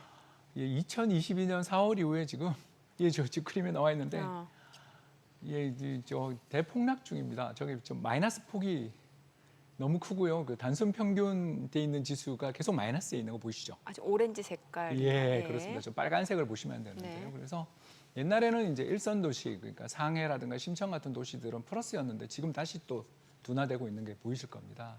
이게 지금 벌써 몇 년째냐 하면 저게 만 4년, 3년을 지나서 4년을 넘어가고 있는 중이잖아요. 저게 언제부터 저렇게 됐냐 하면 상해 봉쇄부터 폭락 시작했거든요. 네. 그래서 22년 3월 7일 날부터 부동산 가격 폭락한 날을 우리는 알 수 있어요. 날짜가 정해져 있어요. 코로나. 22년 3월 7일 상해 대봉쇄. 그 아, 아파트 그래요. 현관 그걸 못 저기 나가게 쇠사슬로 예, 그렇죠. 예. 그 납땜하던 거 혹시 기억 안 예, 나세요? 못 예, 나가고, 예. 정말 너무나 끔찍한 그런 정책들을 펼쳤던 그 일이 있은 다음부터 중국 부동산이 저렇게 붕괴되기 시작해서 광저우라든가 몇몇 도시들 그 부동산 가격의 버블리스크가 컸던 데들은 고점 대비 30% 이상 지금 빠져 있는데 문제는 이제 중국이 론투밸류 담보 인정 비율이 90%잖아요. 한국은 40%. 그러니까 이제 저게 이제 2021년, 20년 집 산 사람은 이미 다 언더워터로 가고 있는 중입니다. 결국 저렇게 심각한 디플레를 겪고 있는 나라가 경제를 살릴 수 있는 방법이라는 건 그 머니 인젝션, 일본이 했던 거, 그 이제 아베노믹스를 해야 네. 되는데 지금 중국이 저렇게 이제 미국이랑 강강하게 맞서면서 위엔화 환율만 오르고 있잖아요. 네네. 그러니까 딴 나라 환율은 전부 미국에 대해서 다 강세인데 우리마저도 환율이 떨어졌는데 중국 위엔화만 약세잖아요. 그러면서 수입 물가 일단 올리면서 디플레를 막고 그리고 또 내부 시장에서 미국보다 다른 나라들이 금리 인상하거나 동결할 때 중국만 금리를 인하하면서 거의 제로 금리를 만들면서 엄청나게 돈을 푸는 이런 정책을 펼치면서 우리는 내수 시장을 버티면서 살아갈 거다라고 이제 대외적으로 이야기를 해야 되는. 그리고 현재 벌어지고 있는 중국의 강력한 경기 침체는 미국 때문이다. 네. 우리는 지금 제2의 이제 어떻게 본다면 새로운 어떤 전쟁을 하고 있는 거다. 네. 이렇게 국가 내부를 단속시키고 이제 그 몰아야 되는 그런 상황이라고 비춰져요. 그래서 당장은 지금 그림에도 나오는데 중국 금리가 앞으로 이제 계속 떨어지게 돼 있거든요. 네, 저게 네. 지금 벌써 시장 금리는 2% 밑에 있으니까 네. 정책 금리가 제로 금리 되는 건 불을 보듯 지금 뻔한 일입니다. 이렇게 된다라면 결국 중국 입장에서 당장은 트럼프한테 고개를 숙이기 위해서 뭔가 전과를 올리기 전에 고개를 숙인다는 건 있을 수가 없고 그러면 트럼프 대통령 입장에서는 이거 굴복시킬 게 이미 너무 세게 했잖아요. 145% 이미 했는데 여기 뭐 더 할 게 없잖아요. 끝을 보여줬죠. 그리고 화웨이부터 시작해서 뭐 오만 그 기업들에 대해서 다 규제를 해놨는데 중국산 전기차들 미국에 수입 안 되는지 오래됐고 뭐 ASML을 비롯한 전 세계 반도체 장비 회사들 중국에 수출하지 마까지 다 해놨는데 거기다 관세까지 했는데 중국이 버티면 대비 없는 거죠. 근데 당장은 그러니까 중국이 더 나아 보이는. 당장. 그래서 결국 베센트가 나와서 빅딜 하자. 너네는 선택의 여지가 없이 우리랑 만나서 너는 소비 부양하고 그다음에 대신에 나는 수출할게, 제조업 부응할게 이렇게 얘기를 하는 걸 빅딜이라고 하면서 어떤 식으로 합의를 할지 모르겠지만 어쨌든 중국과 미국과 합의를 하지 않으면 주식시장이나 글로벌 마켓 전체가 유지되기가 되게 힘든 상황 아닌가요? 그렇죠. 저 지금 중국 PMI 지금 수축되고 있다는 이야기 예, 나오는데 이제 정부는 세게 이야기하지만 기업들은 이제 죽을 맛인 거죠. 왜냐하면 수출이 아무리 이제 대미 수출 비중이 줄었습니다만 그렇다 하더라도 저렇게까지 수출길이 막히는 거는 대비 못했을 거라는 거죠. 여기에 이제 두 번째 또 다들 이제 문제가 중국 경제에 가지고 있는 이제 두 번째 문제가 부채 문제잖아요. 네네. 그래서 얼마 전에 중국의 5대 은행에 대해서 정부가 100조 원, 우리나라 돈 100조 원에 달하는 공적 자금 투입을 했거든요. 우리가 외환위기 때 60조 투입했는데 중국은 한 방에 100조를 투입했어요. 그만큼 기업들 부실이 심하다라는 거거든요.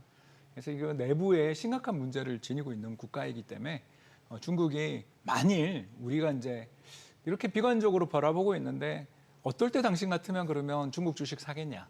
지금도 뭐 나쁘진 않지만 네. 중국 주식을 사겠냐라고 하면 제일 쌀 때겠지만 그보다 더 중요한 신호 하나를 제가 말씀을 드리자면 네. 예, 그 수입 제품들에 대한 시장 접근을 막는 수많은 조치들이 있잖아요. 예. 한국의 한한령부터 시작해서 네. 뭐 별의별 일이 다 있었지만 당장 신장 위구르 쪽에서 나오는 각종 여러 가지 제품들을 쓰지 않겠습니다라고 발표했던 스웨덴의 뭐 패션 기업들 불매 운동하면서 불타는 거 보셨죠? 네네네. 그러니까 그런 일들이 중단되고 네. 수입 시장 자체에 있어서 해외 기업들에 대해서 자국 기업과의 그 불평등 또는 차별 문제들을 해소시킬 수 있는 이런 정책들 그리고 그런 상징적인 조치들을 취하는 걸 보인다면 미국 입장에서 중국에 대해서 깎아줄게라고 나올 수 있다고 생각해요. 지금 전 세계 모든 국가들이 다들 원하는 건 중국이 딴 나라에 돈 버는 것만큼 자기도 돈을 썼으면 좋겠다라는 건데 이제 물론 제가 봐서는 이제 디플레가 나서 쓸 수도 없는 상황입니다만 돈이 없잖아요. 빚도 많다고 지금 예. 말씀 계속 하셨는데 예, 그래도 빚도 많고. 그래서 이제 중국 정부는 돈이 없어도 중국 가게는 그래도 저금해 놓은 거 특히 있습니다. 예전에 집을 산 사람들은 그래도 아직 살만하니까. 그러니까 이런 사람들이 이제 저가 매수를 해줘야 부동산이 살아나는 건데 그 사람들이 지금 심리가 꺾여 있으니까 저 심리를 꺾은 걸 예를 들어서 뭐 해외여행을 완전히 자유화하고 미국의 보잉사에서 몇백 대 비행기를 한 방에 수입한다든가 그리고 지금까지 자기들이 했던 여러 가지 기술 그런 도둑질 문제들이 있잖아요. 이런 것들에 대해서 우리 보상하겠다 이렇게 나오면 미국 입장에서 얼마든지 딜을 할 수 있겠죠. 그러나 이게 눈앞에 지금 다가와 있냐라고 물으면 저는 너무 0에 가까운 확률이다. 그렇게 합의하기가. 왜냐하면 굴복처럼 보여줄 수 있는. 그렇죠. 지금 예. 저 왕이 장관 이야기 나오고 있는데 불량배라는 표현을 쓰는 건 저는 건 진짜 안 좋은 표현이거든요. 그러니까 저 말은 거꾸로 이야기하면 중국이 저만큼 힘들다는 이야기예요. 북한이 맨날 무레배니 뭐 예, 기억나시죠? 무슨 돼지 뭐 그러니까 그런 표현들을 주변국 정상들이나 다른 사람들한테 쓴다라는 자체가 그만큼 사람들이 대내용인 거예요. 그게 다 배수진을 치겠다라는 거거든요. 그렇죠. 그만큼- 더 오래 기다릴 수 있다 이렇게 그리고 얘기하고 국민들에게 있으니까. 조심해라는. 지금 분위기가 이러니까 너 까불면 안 돼. 뭐 이런 분위기라는 거죠. 그렇기 때문에 저런 이야기는 정말 아무리 대내용이라고 하더라도 하면 안 되는 표현이고 왜냐하면 저러다 물러서면 지금 저 표현은 뭐가 됩니까? 우스워지잖아요. 그죠? 그렇죠. 예. 그렇기 때문에 저런 이야기를 함부로 하는 게 아닌데 한다라는 건 그만큼 중국이 얼마나 어려운가를 알 수 있는 거죠. 그러면 이게 협상 자체가 쉽진 않겠네요. 꽤- 적어도 내년에 선거까지는 저는 내년. 중국과 미국 간의 관계가 개선되겠냐.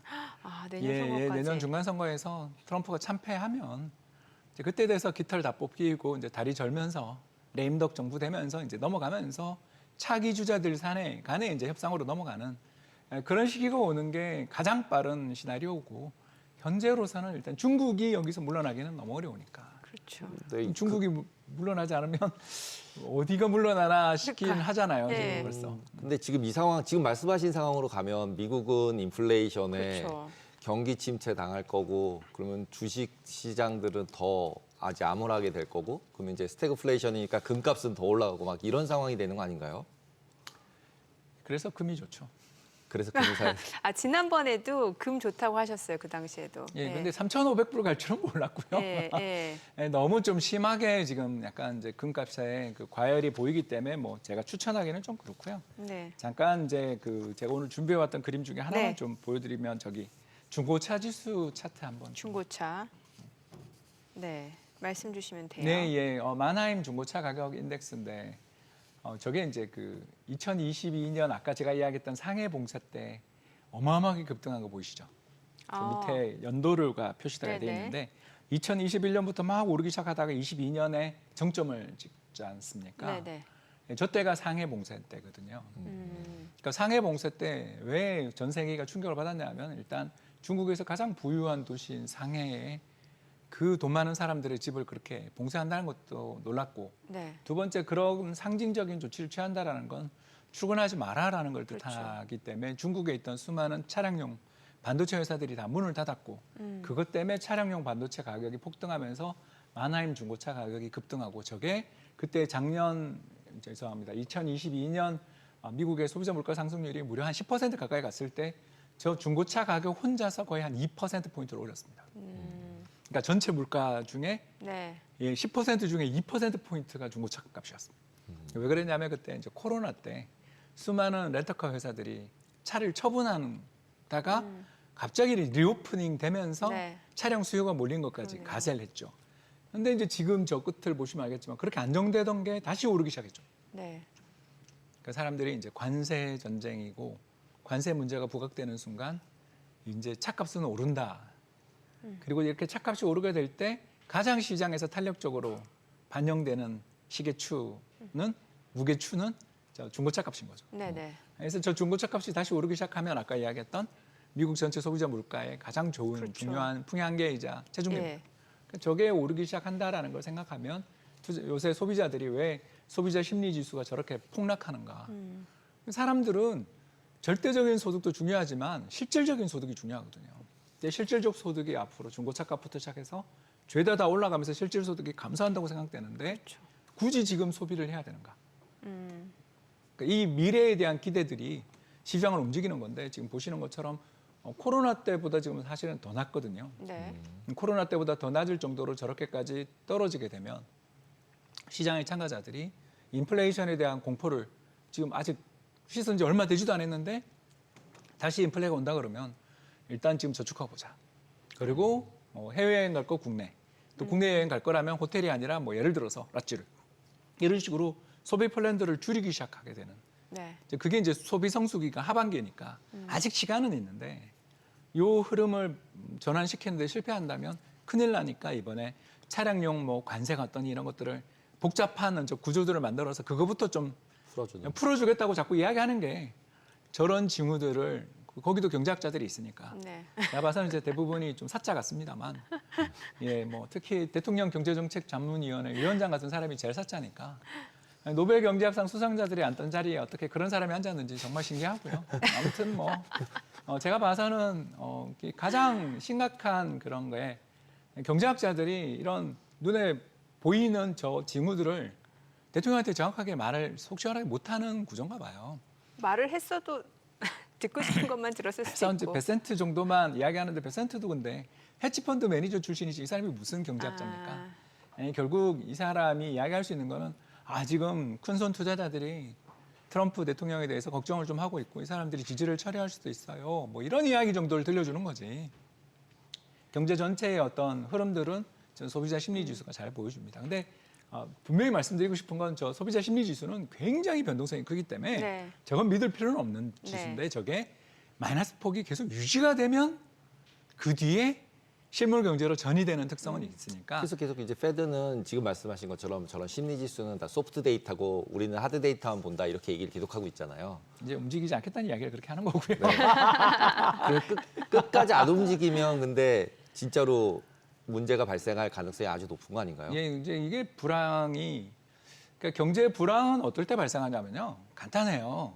정책 당국이 이러지도 저러지도 못할 때 불황이 발생합니다. 그러니까 우리가 2022년 코로나 때를 생각해 보시면 알겠지만 강력한 충격이 와서 불황이 왔지만 정책 당국이 금리 인하하고 재정을 푸니까 바로 끝나버렸잖아요. 그렇죠. 그래서 2달짜리 불황이었어요. 네. 그런데 왜 2008년은 그렇게 힘들었나 하면 은행들 망하면서부터 연쇄적으로 심리가 다 무너지고 정부가 뭘 해도 소용없어. 이 정책 써도 아무 소용없어라는 종말론적인 어떤 비관론 속에 경제가 붕괴된 거잖아요. 네. 그럼 지금은 어떤 붕괴냐 하면 신뢰의 붕괴잖아요. 네. 대통령이 네. 세금을 깎아줬어요. 자, 아까 재정 문제 이야기하셨잖아요. 네.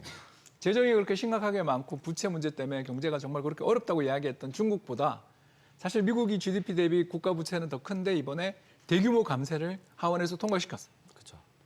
대규모 감세를 통과시키면서 또 관세를 인상했어요. 그리고 외국인을 추방해요. 달러를 약세로 해요. 자, 이 모든 정책은 뭡니까? 인플레 유발 정책이잖아요. 그렇지 않습니까? 값싼 노동력들 다 그렇죠. 추방하고 해외에서 수입되는 제품 물가 올리고 여기다가 환율 또 자기들의 달러 가치를 떨어뜨려서 수입 물가의 체감적인 상승을 초래하는 모든 정책은 인플레를 쓰는데 경기 나빠진다 그러면서 연준에게 금리 인하라 그러면 연준 입장에서 못한다. 저기 죄송한데 당신이 한 정책을 취소하면 모두 해결될 것 같은데 왜 우리한테 그러세요? 지금 이런 거죠. 그래서 5월에 이제 불과 얼마 안 남았는데 5월에 연준 FOMC가 열리는데 거기서 이제 힌트를 줘야 지금 6월에 그렇죠. 금리 인하를 할 수 있을 텐데 패드워치 저도 오늘 밤에 아침에 보고 왔는데 일단 5월 가능성은 거의 제로더라고요. 10% 미만으로 네. 보는데 6월은 갑자기 금리 인상 가능성 50% 이상으로 보는 게 사람들이 이제 좀 더 심리 고문을 당하고 있구나. 왜냐하면 6월에 할 거면 5월에 하는 게 낫죠. 정책이라는 건 신속하게일수록 좋은데 왜 네. 굳이 6월을 기다려야 됩니까? 5월에 근데 데이터가 너무 나쁘게 나오면 6월에 50bp 해버리는 거 아닐까요? 그러면 이제 시장이 대폭락하겠죠. 그죠? 예, 왜냐하면 25bp가 최고 좋습니다. 네. 50bp, 뭐 100bp 금리 인하는 진짜 안 좋은 거고요. 그거는 경제 사고가 났습니다라는 신호로 보여지죠. 아무튼 뭐 제가 하고 싶은 이야기는 경제를 지금 망가뜨리는 건 트럼프인데 왜 수선을 연준에게 원하는가에 대해서 연준이 기분이 나쁠 수 있는. 그리고 내년 4월까지 파월 의장은 일단 임기가 보장돼 있는 사람입니다. 그렇다면 올해 가을부터 차기 연준 의장 뭐 청문회를 하겠지만 그거 내가 알 바냐. 나는 역사책에 정치권으로부터 독립돼 있는 그리고 인플레이션 파이터로 살았던 한때 실수는 했지만 그래도 코로나를 극복한 연준 의장으로 낳겠다. 역사책에 낳겠다라고 나오면 저 사람을 누가 막냐라는 거죠. 그러네. 예, 그러니 불황의 가능성이 높은 거죠. 이게 트럼프가 이걸 만일 이 정책을 계속 특히 감세는 말도 안 되는 거잖아요. 네. 지금 현재 경제가 이 수많은 국가 부채 문제를 해결하기 위해서 말하라고 협정해서 제2차 플라자 합의에서 달러 약세를 막 유도하고 영구채 100년짜리 발행하겠다 그래놓고 자기는 감세해버리면. 근데 이제 부채를 없애는 방법이 인플레이션을 일으켜서 없앨 수도 있잖아요. 이제 그러려면 연준 의장 바꿔놓고 내년에 했어야죠. 내년에 해야 되는 거예요. 예, 내년에 금리를 해서 제로금리 만들고 소비자 물가 상승률 한 10% 만들면 이제 역사상 최악의 참패가 이제 다음 선거에 기다리고 아니 있겠죠. 그러면은 지금 이제 그 박사님 얘기를 종합해 보면은 미국의 스태그플레이션은 시간 문제이고 이제 아니 이대로 가면 그대로 가면. 이대로 가면 여기서 스탑하면 아무 문제 없어요. 그러니까 그 스탑은 그럼 트럼프만 할 수 있는 거잖아요. 그렇죠. 근데 트럼프 마음이라는 거죠. 근데 여기서 스탑한다는 게 어떤 걸 말씀하시는 간단하게 거예요? 이야기해서 아 저기 우리 이 그 상호관세 부과하는 게 영어로 바꾼 원래대로 아니 없앴나? 그 상호관세 뭐 10% 정도는 시장에 이미 충격은 다 준 거고 이미 가격은 인상된 거니까 네. 여기서 아 우리가 근데 협의를 하는데 되게 어려운 문제들이 있어서 한 1년 걸릴 것 같다. 미루는 거죠, 미루는 거죠. 계속 뒤로. 관세 유예. 예, 그리고 그 감세 또 개인 소득세랑 법인세 감세 문제 같은 것도 지금 여야 간의 협의가 잘 안 되고 있어서 대통령 입장에서 일단 1년 유예하겠다, 시행을 1년 유예하겠다 이러면 사실 문제될 게 없거든요. 근데 이제 그게 왜 그 사람은 싫을까 생각해 보면 결국 내년에 선거 있는데 그렇죠. 내년에 리스크 있는 내년에 정책을 시행해서 내년 경제가 나빠지는 것보다 올해 경제 나빠져서 내년에 회복되는 식으로 하면 선거 이길 수 있다라는 공학적 그렇죠. 판단을 하니까 저러는 게 아닌가라는 게 저희들의 걱정인 거고 네. 문제는 스태그플레이션 상황에서 성장률은 둔화되는데 인플레이션은 오르는 상황에서 불황이 오면 그 불황이 길어진다라는 게 우리가 다 봤잖아요. 그런 그렇죠. 스태그플레이션 경기 여건이 오면 그 회복이 특히 인플레라는 걸 한번 올라가고 나면 내려오는 데 시간이 엄청 걸리기 때문에 그런 식으로 쉽게 사업하듯이 그런 생각을 하면 경제를 자칫하면 망가뜨릴 수 있다라는 걸 우리는 걱정하는 거잖아요. 근데 미국이 그렇게 되면 나머지 나라들은 더 심하게 문제가 생길 것 같은데. 예, 그래서 우리나라가 상대적으로 낫다라고 저는 보는 게 우리는 아까 이야기했지만 상승 모멘텀은 없는데 빠질 것이 없다? 아니 빠지면 연금이 들어오니까 지금은 이게 리밸런싱 레벨에 아직은 걸쳐 있고 삼성전자가 또 지금 자사주 매입을 계속하고 있으니까 거기 아직 그 건이 안 끝났잖아요. 네. 그러니까 이런 것들을 자사주 매입을 계속 해주는 그 두 세력이 그러니까 하루에 평균 1,000억씩 사고 있잖아요. 양쪽이 다. 네. 그런 강력한 순매수 세력들이 우리나라 시장에서 뒤를 바치고 있는 중이니까 한국이 상대적으로 좀 안정감이 있는 시장으로 가는 거고 또 나가서 중국은 아까 이야기했지만 인플레이션을 유발하는 게 지금 거의 생사의 갈림길에 서 있잖아요. 자산 가격 폭락하는데 뭐 답이 없잖아요. 그러니까 무조건 인플레를 일으켜야 되는데 인플레를 일으키고 싶어도 일어나지 않는 상황에서 위에나 약세 만들어서 자국에 수입되는 물가 올리고 가격 올려 이렇게 붐업하고 돈 나눠주고 하면 일시적으로는 효과가 좀 있을 수도 있잖아요. 미국처럼 돈을 막 뿌려야죠. 그냥 헬리콥터먼이라고 그래서. 그렇죠. 예. 근데 거기 이제 기축통화 국가니까 가능했던 거고요. 이제 중국이 그렇게 하면 어떻게 되나요? 중국은 뭐 당장 효과는 있죠. 솔직히 있습니다. 거기 왜냐하면 아직 금융시장 개방이 네. 안 했으니까. 잘 안 돼 있는 시장이고 특히 우리 뭐 홍콩 H쉐어랑 상해 지수 그 밸류에이션 보면 차이가 엄청나게 크거든요. 네. 그 둘의 가격 괴리가 엄청 커요. 동일 종목의 네. 가격 괴리가 큰 시장인 걸 보면 중국 시장 자체도 굉장히 비효율적이고 비개방적인 시장이니까 단기적인 효과는 충분히 거둘 수 있죠. 그래서 저희들이 그래서 중국 시장을 못 내버리자라는 의견을 가지기보다 저는 자꾸 중국 시장은 저기는 저거밖에는 좀 답이 없는 나라이기 때문에 저기는 돈을 풀 거야. 예, 그러면 일단 당장 경제가 면밀히 어떻게 되든 간에 주식시장은 나쁘진 않아. 네. 이런 얄팍한 생각을 좀 하는 거죠. 그럼 얄팍하죠. 펀더멘탈이랑 아무 상관없는 주장을 하고 있으니까. 중국은 좀 괜찮고 한국은 상대적으로 그 괜찮고 사이에 있는 거죠. 미국은 별로고 이렇게 보면 미국은 되는 별론데 건가요? 이제 대통령님이 마음 한번 또 바꿔먹으면 언제든지 모멘텀은 바뀔 수 제일 있네. 좋은 나라니까. 어. 쉽지 이게 않네요. 참 그래서 제가 뭐 지난번에 왔을 때도 이야기했지만 그 미국을 좀 줄여서 네. 중국, 한국 이머징을 좀 늘리는 그리고 또 미국을 좀 줄여서 금을 가는 이제 이전에는 미국만 베팅하면 되는 시장이었다면 이제 그건 끝났다라는.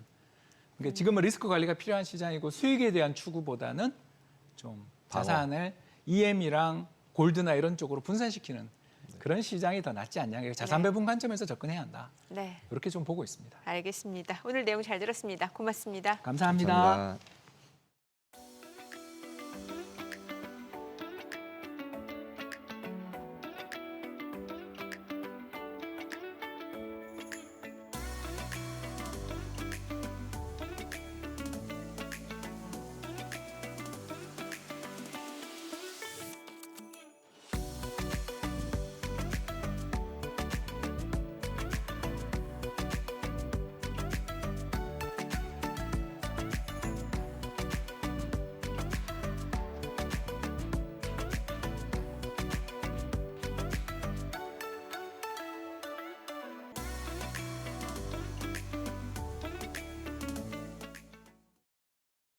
오늘 밤 뉴욕 증시를 대비해 반드시 체크해야 할 월가 이슈와 종목 짚어봅니다.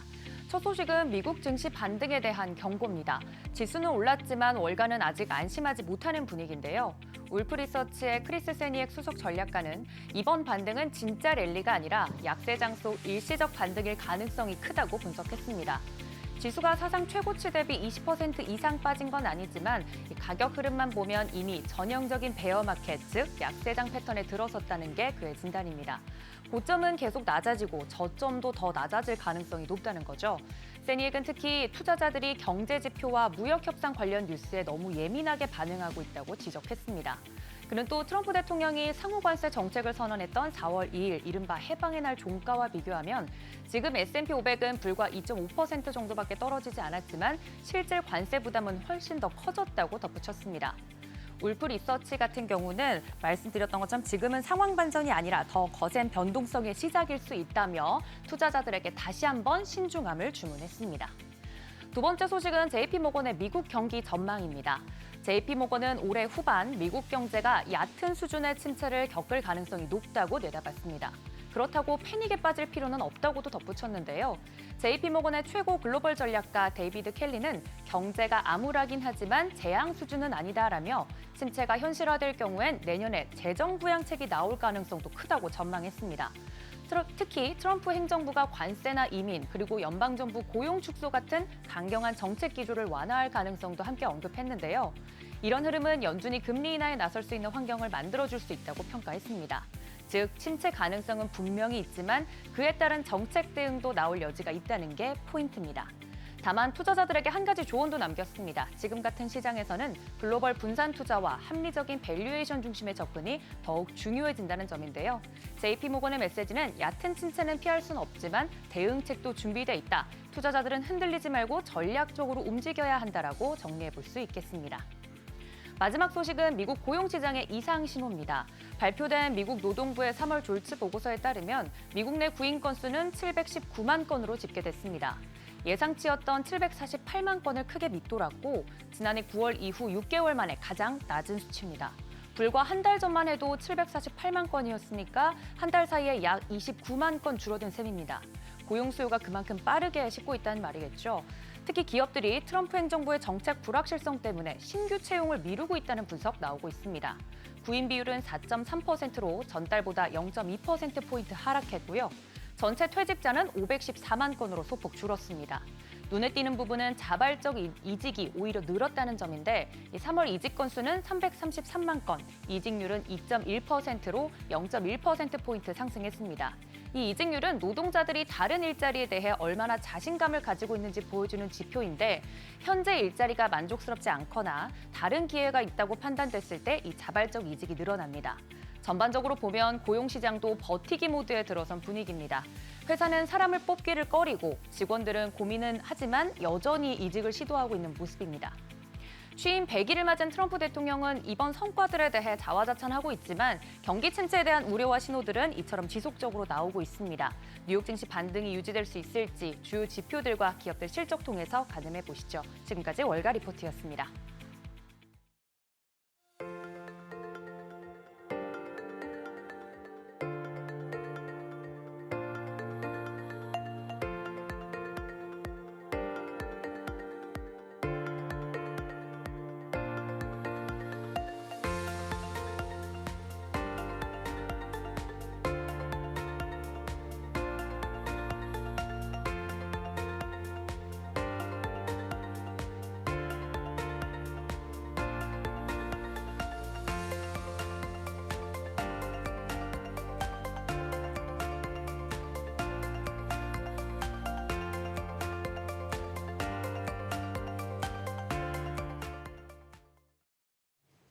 네, 국내외 채권 시장 분위기 살펴보겠습니다. 오늘 KB증권 임재균 연구원 자리했습니다. 어서 오세요. 예, 안녕하세요.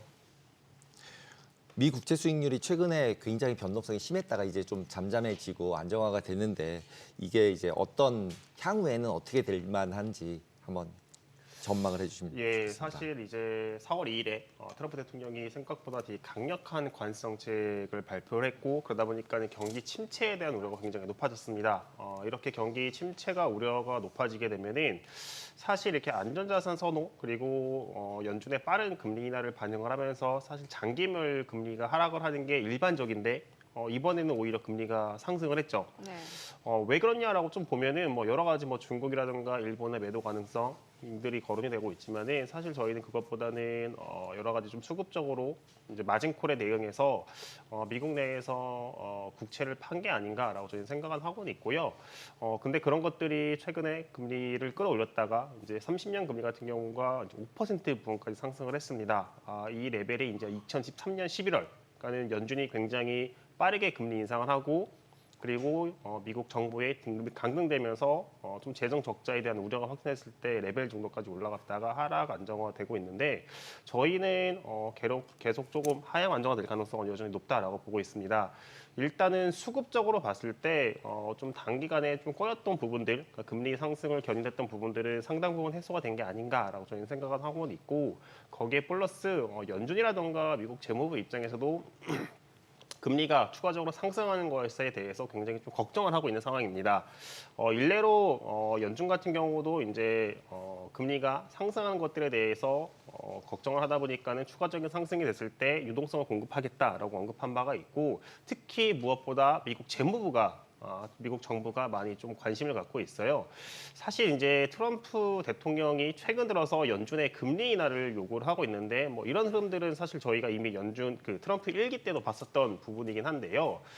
트럼프 초반에만 하더라도 사실 연준의 금리 인하를 압박을 하기보다는 미국 장기물 금리, 그러니까 10년물 금리가 낮아지는 것들에 대해 관심이 있다라고 하면서 굉장히 연준의 금리 인하보다는 장기물 금리, 10년 금리가 낮추는 거에 주목을 했지만은 오히려 금리가 이제 상승을 하다 보니까는 트럼프 대통령 입장에서도 굉장히 과격했던 관세 정책이 좀 한 발 뒤로 물러나는 모습들이 보이고 있고 거기에 플러스 미국 재무부 입장에서도 여러 가지 금리 인하, 그러니까 장기물 금리가 내려갈 수 있도록 여러 가지 유동성 공급하겠다.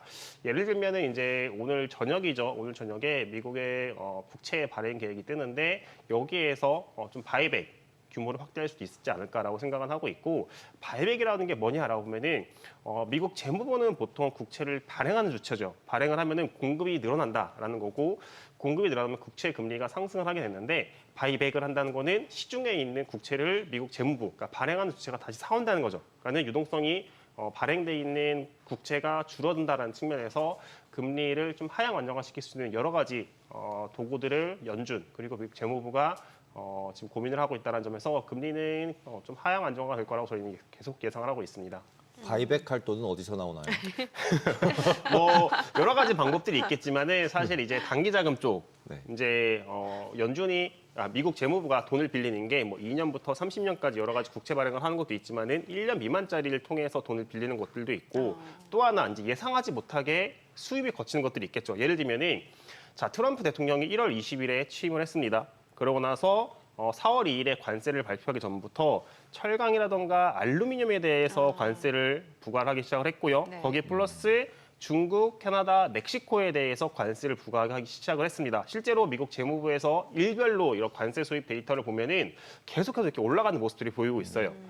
그러면 이제 미국 정부 입장에서는 생각보다는 세금 수입이 더 거치고 있다고 보시면 될 것 같고, 그리고 4월 2일에 관세를 부과를 했는데, 이게 이제 10일부터 부과가 된 거죠. 사실 중국에 대해서는 이제 145% 관세를 부과하고 있다 보니까는 요거 수입은 없다라고 보시는 게 맞아요. 그러니까 사실 145% 관세를 이제 내면서. 지급을 하면서 4월 사람들은 많지는 않겠죠. 네. 근데 그 외 국가들에 대해서 10% 관세를 부과하고 있고, 물론 3월 달에 상당 부분 이제 재고를 축적한 것들이 있겠지만은 어쩔 수 없이 사올 수밖에 없는 물품들은 4월 달에 사고 이것들이 관세 수입으로 미국 정부 입장에서는 세수를 거둘 수 있다는 점들이 사실 이제 미국 재무부 입장에서 이런 자금들을 가지고 시중에 있는 이런 채권들을 사면서 금리를 좀 낮출 수 있지 않을까라고 저는 생각을 하고 있습니다. 보통 이제 장기 금리 쪽을 낮추기 위해서 원래 옐런이 단기채로만 계속 조달했던 거를 나는 좀 바꿀 거야. 이렇게 했는데 지금 포기를 하는 건가요, 그러면은?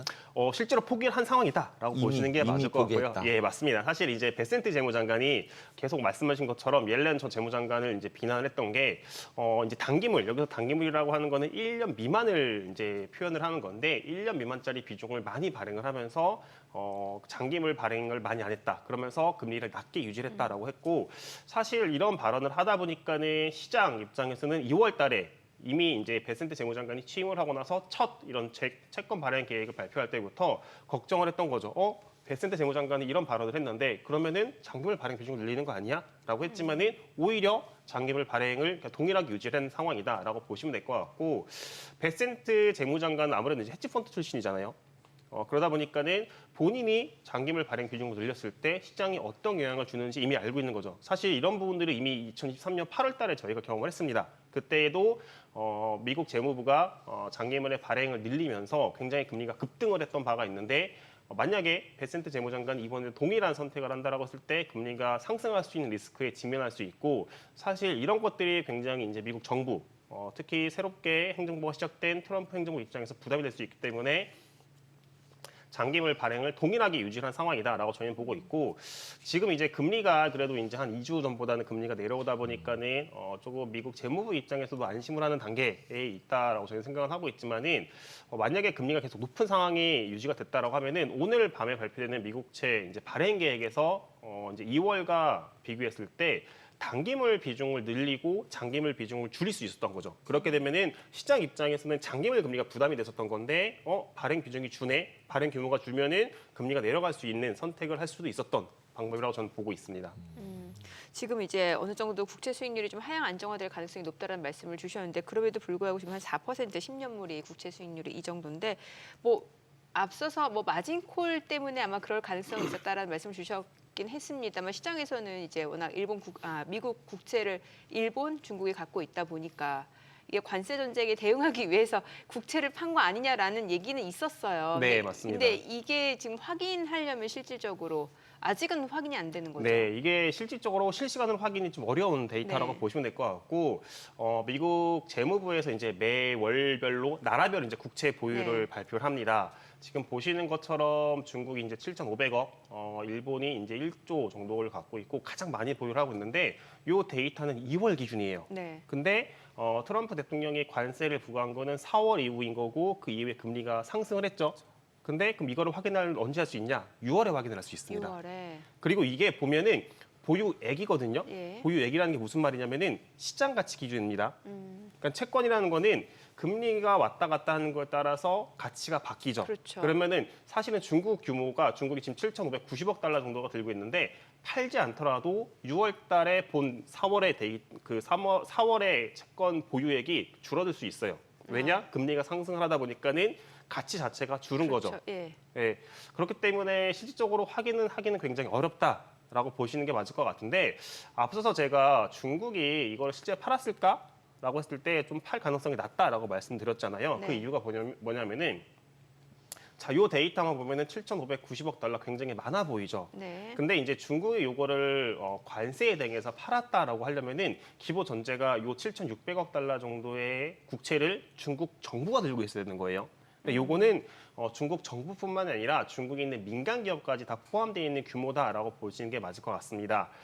그럼 이제 중국 민간 기업 입장에서는 사실은 금리가 이렇게 상승한 구간에서 팔게 되면은 손실을 보게 되는 거죠. 예. 그러면 손실을 보면서까지 굳이 팔 이유가 있을까라고 보면은 그럴 가능성은 낮다라고 보시면 될 것 같고 중국 정부 입장에서도 이거를 굳이 팔 이유가 있을까라고 보면은 저는 그 가능성은 낮다라고 보고 있고 오히려 이제 관세를 발표한 이후에 미국 증시가 급락을 했죠. 진짜 급락을 네. 했습니다. 근데 잘 보시면은 중국 증시가 2020년 코로나 이후부터 굉장히 4, 5년 동안 이제 상승 장을 경험을 했어요. 그러다 보니까는 그러니까 미국 증시에 대한 이렇게 롱 바이어스, 미국 증시는 계속 상승할 거야라는 이런 굉장히 편향된 생각을 갖고 있었고 그런 것들이 좀 레버리지를 일으키면서 투자를 했던 부분들이 있는데 급락을 하다 보니까는 이제 선물 투자를 한 부분들이 선물 마진콜에 대응했던 거고 그거에 대응해서 미국채를 파는 게 아닌가.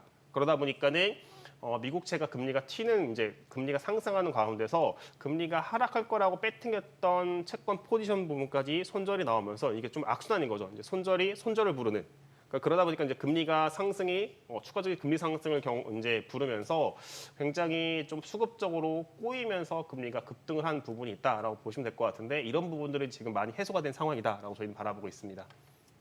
그렇죠. 마진콜 당해서 포지션이 다 정리가 되고 나면은 그 다음에 나올 물량은 없으니까. 네, 맞습니다. 그 손실 볼 사람들은 손실을 보고 네. 그리고 그때 이제 금리 올라갈 때 보면 완전 스파이크처럼 올라가는 네. 걸로 봐서는 반대 매매 나온 것처럼 움직였어서 충분히 그렇게 생각할 수 있을 것 같습니다. 네, 맞습니다. 지금 국내 시장으로 돌려서 국내 금리 쪽으로 보면은 국내 채권 시장은 또 외국인이 들어오고 있다고 얘기를 하고 있잖아요. 그리고 이제 그런 상황에서 지금 주식 시장은 외국인이 다 매도를 하고 있고 이런 상황에서 원달러 같은 경우는 달러원 같은 경우는 어떤 쪽으로 포커스를 해서 봐야 될까요? 지금 40원하고 사이 왔다 갔다 하고 있는 것 같은데. 일단은 뭐 주식 같은 경우는 계속 팔고 있고 채권 같은 경우는 계속 들어오고 있는 상황이다라고 보시면 될 것 같고요. 채권이 이제 들어오는 이유를 좀 보면은 채권은 이제 단기, 그러니까 단기라고 하면 1년 미만짜리 그리고 초장기 30년 정도 위주로 이제 들어오는 상황이다라고 보시면 될 것 같아요. 뭐 단기 같은 경우는 이제 저희가 이제 쉽게 말하면은 재정 차익 거래라고 하죠.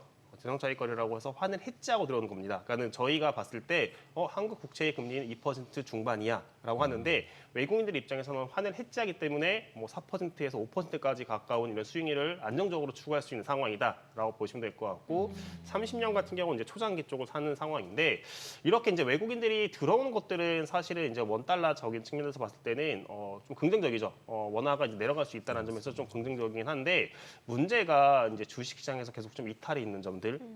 우리 좀 보시면 될 것 같고 또 하나 이게 이제 우리나라로 들어오는 것도 환율에 영향을 미치지만은 우리가 해외로 나가는 것도 환율에 영향을 미치잖아요. 근데 지금 보시면은 코로나 이후에 이제 뭐 개인뿐만 아니라 이제 많은 뭐 운용기관, 뭐 연기금에서 이제 계속 확대를 하고 있는 게 해외 주식에 대한 투자입니다. 해외 주식에 대한 투자인 거고 뭐 오늘도 이제 한국은행에서 발표를 했지만은 국내 거주자들의 해외 투자가 늘어나고 있다. 이건 이제 기술적으로 어쩔 수 없는 부분이다라고 봤을 때 이렇게 해외로 투자를 늘린다라고 하는 것들은 사실 이제 달러에 대한 수요가 늘어나는 그런 것들이고 그런 것들이 이제 원화를 좀 강하게, 그러니까 강하다는 거 내려간다. 원화가 하락하기에 굉장히 좀 부담이 되는 요인이지 않을까라고 보시면 될 것 같고 또 하나가 자 이제 우리나라는 무역 수지가 흑자를 기록을 하고 있죠. 이것들은 분명히 원화의 하락 요인이라고 보시는 게 맞을 것 같은데 문제가 이제 과거와 다른 게 트럼프 1기 그리고 팬데믹 그리고 트럼프 2기에서 좀 차이가 좀 구조적으로 바뀌게 있는 게 뭐냐라고 하면은 미국은 본인들 나라에 투자를 원하고 있습니다. 네. 근데 우리나라가 투자를 하기 위해서는 달러가 필요한 거죠. 그렇죠. 그러면은 자 현대차가 이번에 이제 뭐 미국에 투자를 한다라고 하는데 이 투자를 할 때 달러가 필요한 거고 그렇다면은 현대차가 자동차를 팔아서 받은 달러 대금을 기존에는 원화로 환전을 했다라고 보면은 이거를 갖고 있는 거죠. 네. 갖고 있다가 미국에 다시 이제 투자를 하다 보니까는 사실 이제 우리나라의 원화가 계속해서 좀 내려가서 1,400원 밑으로 내려가기에는 좀 부담이 되지 않을까라고 저는 생각을 하고 있고 1,400원대가 실질적으로 뉴노멀이지 않을까라고 저는 생각을 하고 있습니다. 네. 1,400원을 기준으로 위아래 약간인가요? 아니면 1,400원, 1,450원 여기 사이 왔다 갔다인가요? 1,400원에서 1,450원 50원 정도로 왔다 갔다? 보고 있고요. 1,450원 넘어가서 1,500원 근처까지 가게 되면은 이제 뭐 아무리 뉴노멀이라고 하지만은 개입이 이제 나오겠죠, 또. 네, 개입이 들어갈 수밖에 없고 특히 이제 우리나라 같은 경우는 97년도에 이제 IMF를 경험을 하다 보니까는 저희가 이제 본능적인 트라우마가 있죠. 네, 트라우마가 있다 보니까는 요거에 대해서 걱정할 수밖에 없는 상황이다라고 저는 보고 있습니다. 네.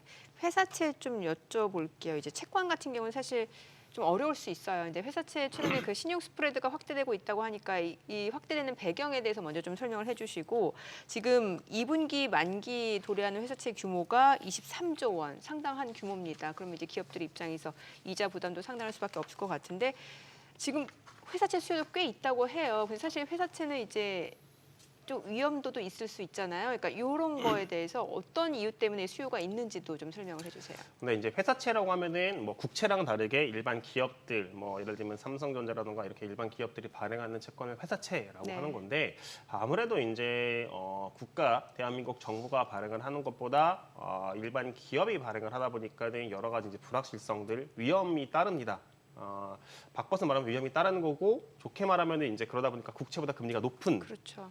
금리를 줄 수밖에 없는 그래야지만 이제 투자자들이 돈을 빌려주면서 투자를 할 수밖에 없는 상황인 건데 최근에 좀 금리가 회사채 스프레드라고 하죠. 보통 이제 스프레드라고 하는 것들은 이제 회사채 금리 빼기 국채 금리. 네. 그래서 이제 말 그대로 이 기업에 보고 있는 이 기업의 위험도를 평가하는 지표라고 보시면 될 것 같은데 지금 보시는 것처럼 신용 스프레드가 조금 반등을 하고 있습니다. 뭐 그 이유가 일단은 경기 침체에 대한 우려. 그러니까 관세를 발표를 하다 보니까는 우리나라 기업들이 굉장히 안 좋을 거 아닐까? 특히 뭐 우리나라 경제도 안 좋을 거고 기업들 안 좋은 거고 지금 보시면 이제 IMF가 우리나라의 성장률을 원래 기존에 1월 달만 하더라도 2%를 전망을 했었는데 지금 1%까지 하향 조정을 했어요. 그럼 사실 이제 한국 경제가 안 좋아진다라고 하면은 전반적으로 기업들 전반적으로 조금 이제 그 여러 가지 이익이라든가 이런 것들이 부진할 수밖에 없고 그런 것들이 좀 반영이 되면서 스프레드가 확대가 되고 있는 상황이다라고 보시면 될 것 같습니다. 특히 이제 이렇게 여러 가지 관세 정책에 따라서 좀 차별화가 나타날 수밖에 네. 없는 상황인 것 같아요. 예를 들면은 자 국내의 기업들, 그러니까 국내 소비 기업들 같은 경우는 관세에 따라서 그 영향은 그렇게 크진 않을 것 같아요. 근데 수출하는 기업들, 네. 특히 중요한 이제 상대국이 중국과 미국 둘 다 이렇게 겹쳐 있다고 했을 때, 요 두 나라가 싸우고 있기 때문에 사실 그런 기업들 입장에서는 굉장히 좀 리스크가 있죠. 이런 기업들 입장에서는 금리가 상승을 하면서 투자자들 입장에서는 금리를 더 줘야지만이 투자를 할 수밖에 없는. 이런 상황이다라고 보시면 될 것 같고 그러다 보니까 좀 금리가 상승을 하고 있는 상황이다라고 보시면 될 것 같은데 이게 이제 뭐 이렇게 보시면 굉장히 위험할 수는 있겠지만은 사실은 금리가 이제 연초에 굉장히 좀 하락했던 부분도 있습니다. 네. 그러니까 보통 채권 시장이라고 하는 거는 연초 효과라고 좀 언급을 해요. 연초 효과가 뭐냐라고 하면은 자 퇴직연금 같은 경우가 이제 매해 연초에 자금이 들어옵니다. 그러면은 금융기관들은 이 퇴직연금을 가지고 뭘 사야 되는 거죠. 채권이라든가 주식을 살 수밖에 없는 건데 대부분 채권 투자를 하고 그런 것들이 사실 1분기에 많이 집중이 되고요. 1분기에 아무래도 이제 투자 수요가 많다 보니까는 스프레드가 이렇게 줄고 있다가 네. 이 연초 효과가 마무리가 되는 2분기부터는 좀 금리가 올라가는 스프레드가 확대가 되는 측면들이 있는데 지금 올해 같은 경우에는 이런 연초 효과에 플러스 관세 정책까지 같이 겹치면서 스프레드가 올라가고 있는 상황이다라고 보시면 될 것 같습니다.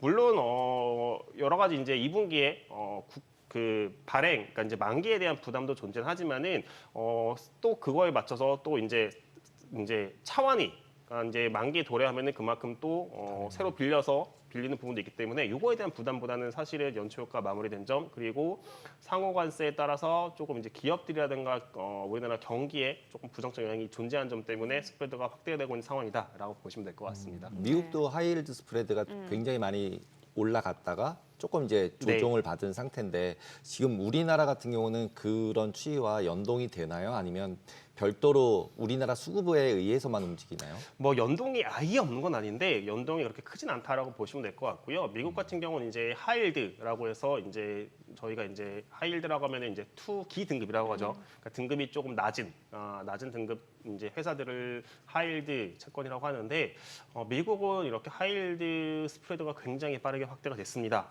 그 이유가 관세 정책에 따라서 경기 침체에 대한 우려가 굉장히 커지다 보니까는 결국에는 경기 침체가 되면은 등급이 안 좋은, 그러니까 등급이 안 좋다라는 거는 말 그대로 돈을 잘 못 벌고 경기가 좋을 때는 좋지만 안 좋을 때는 금방 이제 부도가 날 수 있는 이런 리스크들이 있는 회사들인데 그런 기업들의 스프레드가 벌어진 거죠. 근데 요것도 이제 보시면은 국채 금리가 이제 빠르게 상승을 하다 보니까는 그런 국채금리 상승에 따라 스프레드가 벌어진 측면들이 있고요. 분명히 이제 좀 저희가 봐야 되는 건 스프레드가 단기간에 튄 거는 분명히 리스크는 맞는 것 같아요. 근데 이걸 좀 길게 놓고 보면 예를 들면 코로나 이후부터 놓고 보면은 단기간에 굉장히 빠르게 상승을 했지만은 레벨로 보면은 여전히 굉장히 낮은 레벨이라고 봤을 때 여전히 뭐 스프레드가 조금 빠르게 올라간 점은 부담이 되지만은 그렇다고 이게 경기 침체가 임박했냐? 그래서 이게 좀 장기간 지속될 거냐라고 봤을 때 그러기는 좀 쉽지 않다라고 저희는 바라보고 있습니다. 네. 좀 결론을 들어야 되는데. 그래서 채권 어느 쪽 투자라는 얘기예요? 저희는 지금은 미국채 30년, 미국채 10년, 30년 이렇게 좀 장기물 쪽 사는 게 적절하다라고 저희는 보고 있고 왜 그러냐면은 지금 보시면은 일단은 수급상으로 꼬였던 부분, 수급상으로 꼬이면서 금리가 상승했던 부분들은 이제 어느 정도 좀 일단락이 되고 있는 건 같기는 해요. 네. 근데 그러면 여기서 더 내려가느냐 아니면은 옆으로 기느냐 횡보를 이제 상승하느냐 부분이 있는 것 같은데 좀 내려갈 가능성이 높다라고 네. 보고 있는 게 첫 번째가 일단은 경기에 대한 우려는 좀 나오고 있습니다. 계속 네네. 미국에서 트럼프 대통령이 관세 정책을 유예하긴 했지만은 여전히 중국과 미국의 관세는 유지가 되고 있고요. 그리고 그러다 보니까 경기에 대한 우려는 존재를 네. 해요. 특히 오늘 밤에 1분기 GDP가 나오는데 네. 마이너스 성장 가능성도 거론이 되고 있습니다. 그러면 연준이 조금 뒤늦게 빠르게 인하할 수 있는 이런 것들을 반영하면서 금리가 내려가지 않을까라고 그래서 생각하고 결론은 있습니다. 30년 만기 국채. 네, 미국채. 맞습니다. 알겠습니다. 오늘 내용 잘 들었습니다. 네, 고맙습니다. 감사합니다. 감사합니다. 이제 오늘 뉴욕 증시 또 어떤 흐름 보일지 좀 기대가 되는데 뭐 사실 최근에는 보면 그래도 시장이 좀 꾸역꾸역 올라가는 측면이 있기 때문에 오늘은 어떨지. 미국 시장 같은 네. 경우는 기존의 계속 이제 후장이 강하게 끝나줬기 전략 후강, 때문에 예. 전략 후강이어서 기본적으로는 아직까지는 살아있다고 봐야 될 것 같습니다. 네, 저희 방송 중에 전해드린 내용과 관련해서 모든 투자 판단의 책임은 투자자분들께 있다는 점 알려드립니다. 머니쇼 오늘 여기까지입니다. 여러분의 모든 경제 SBS 비즈가 함께하겠습니다. 저희는 내일 오후 3시에 찾아뵙겠습니다. 고맙습니다.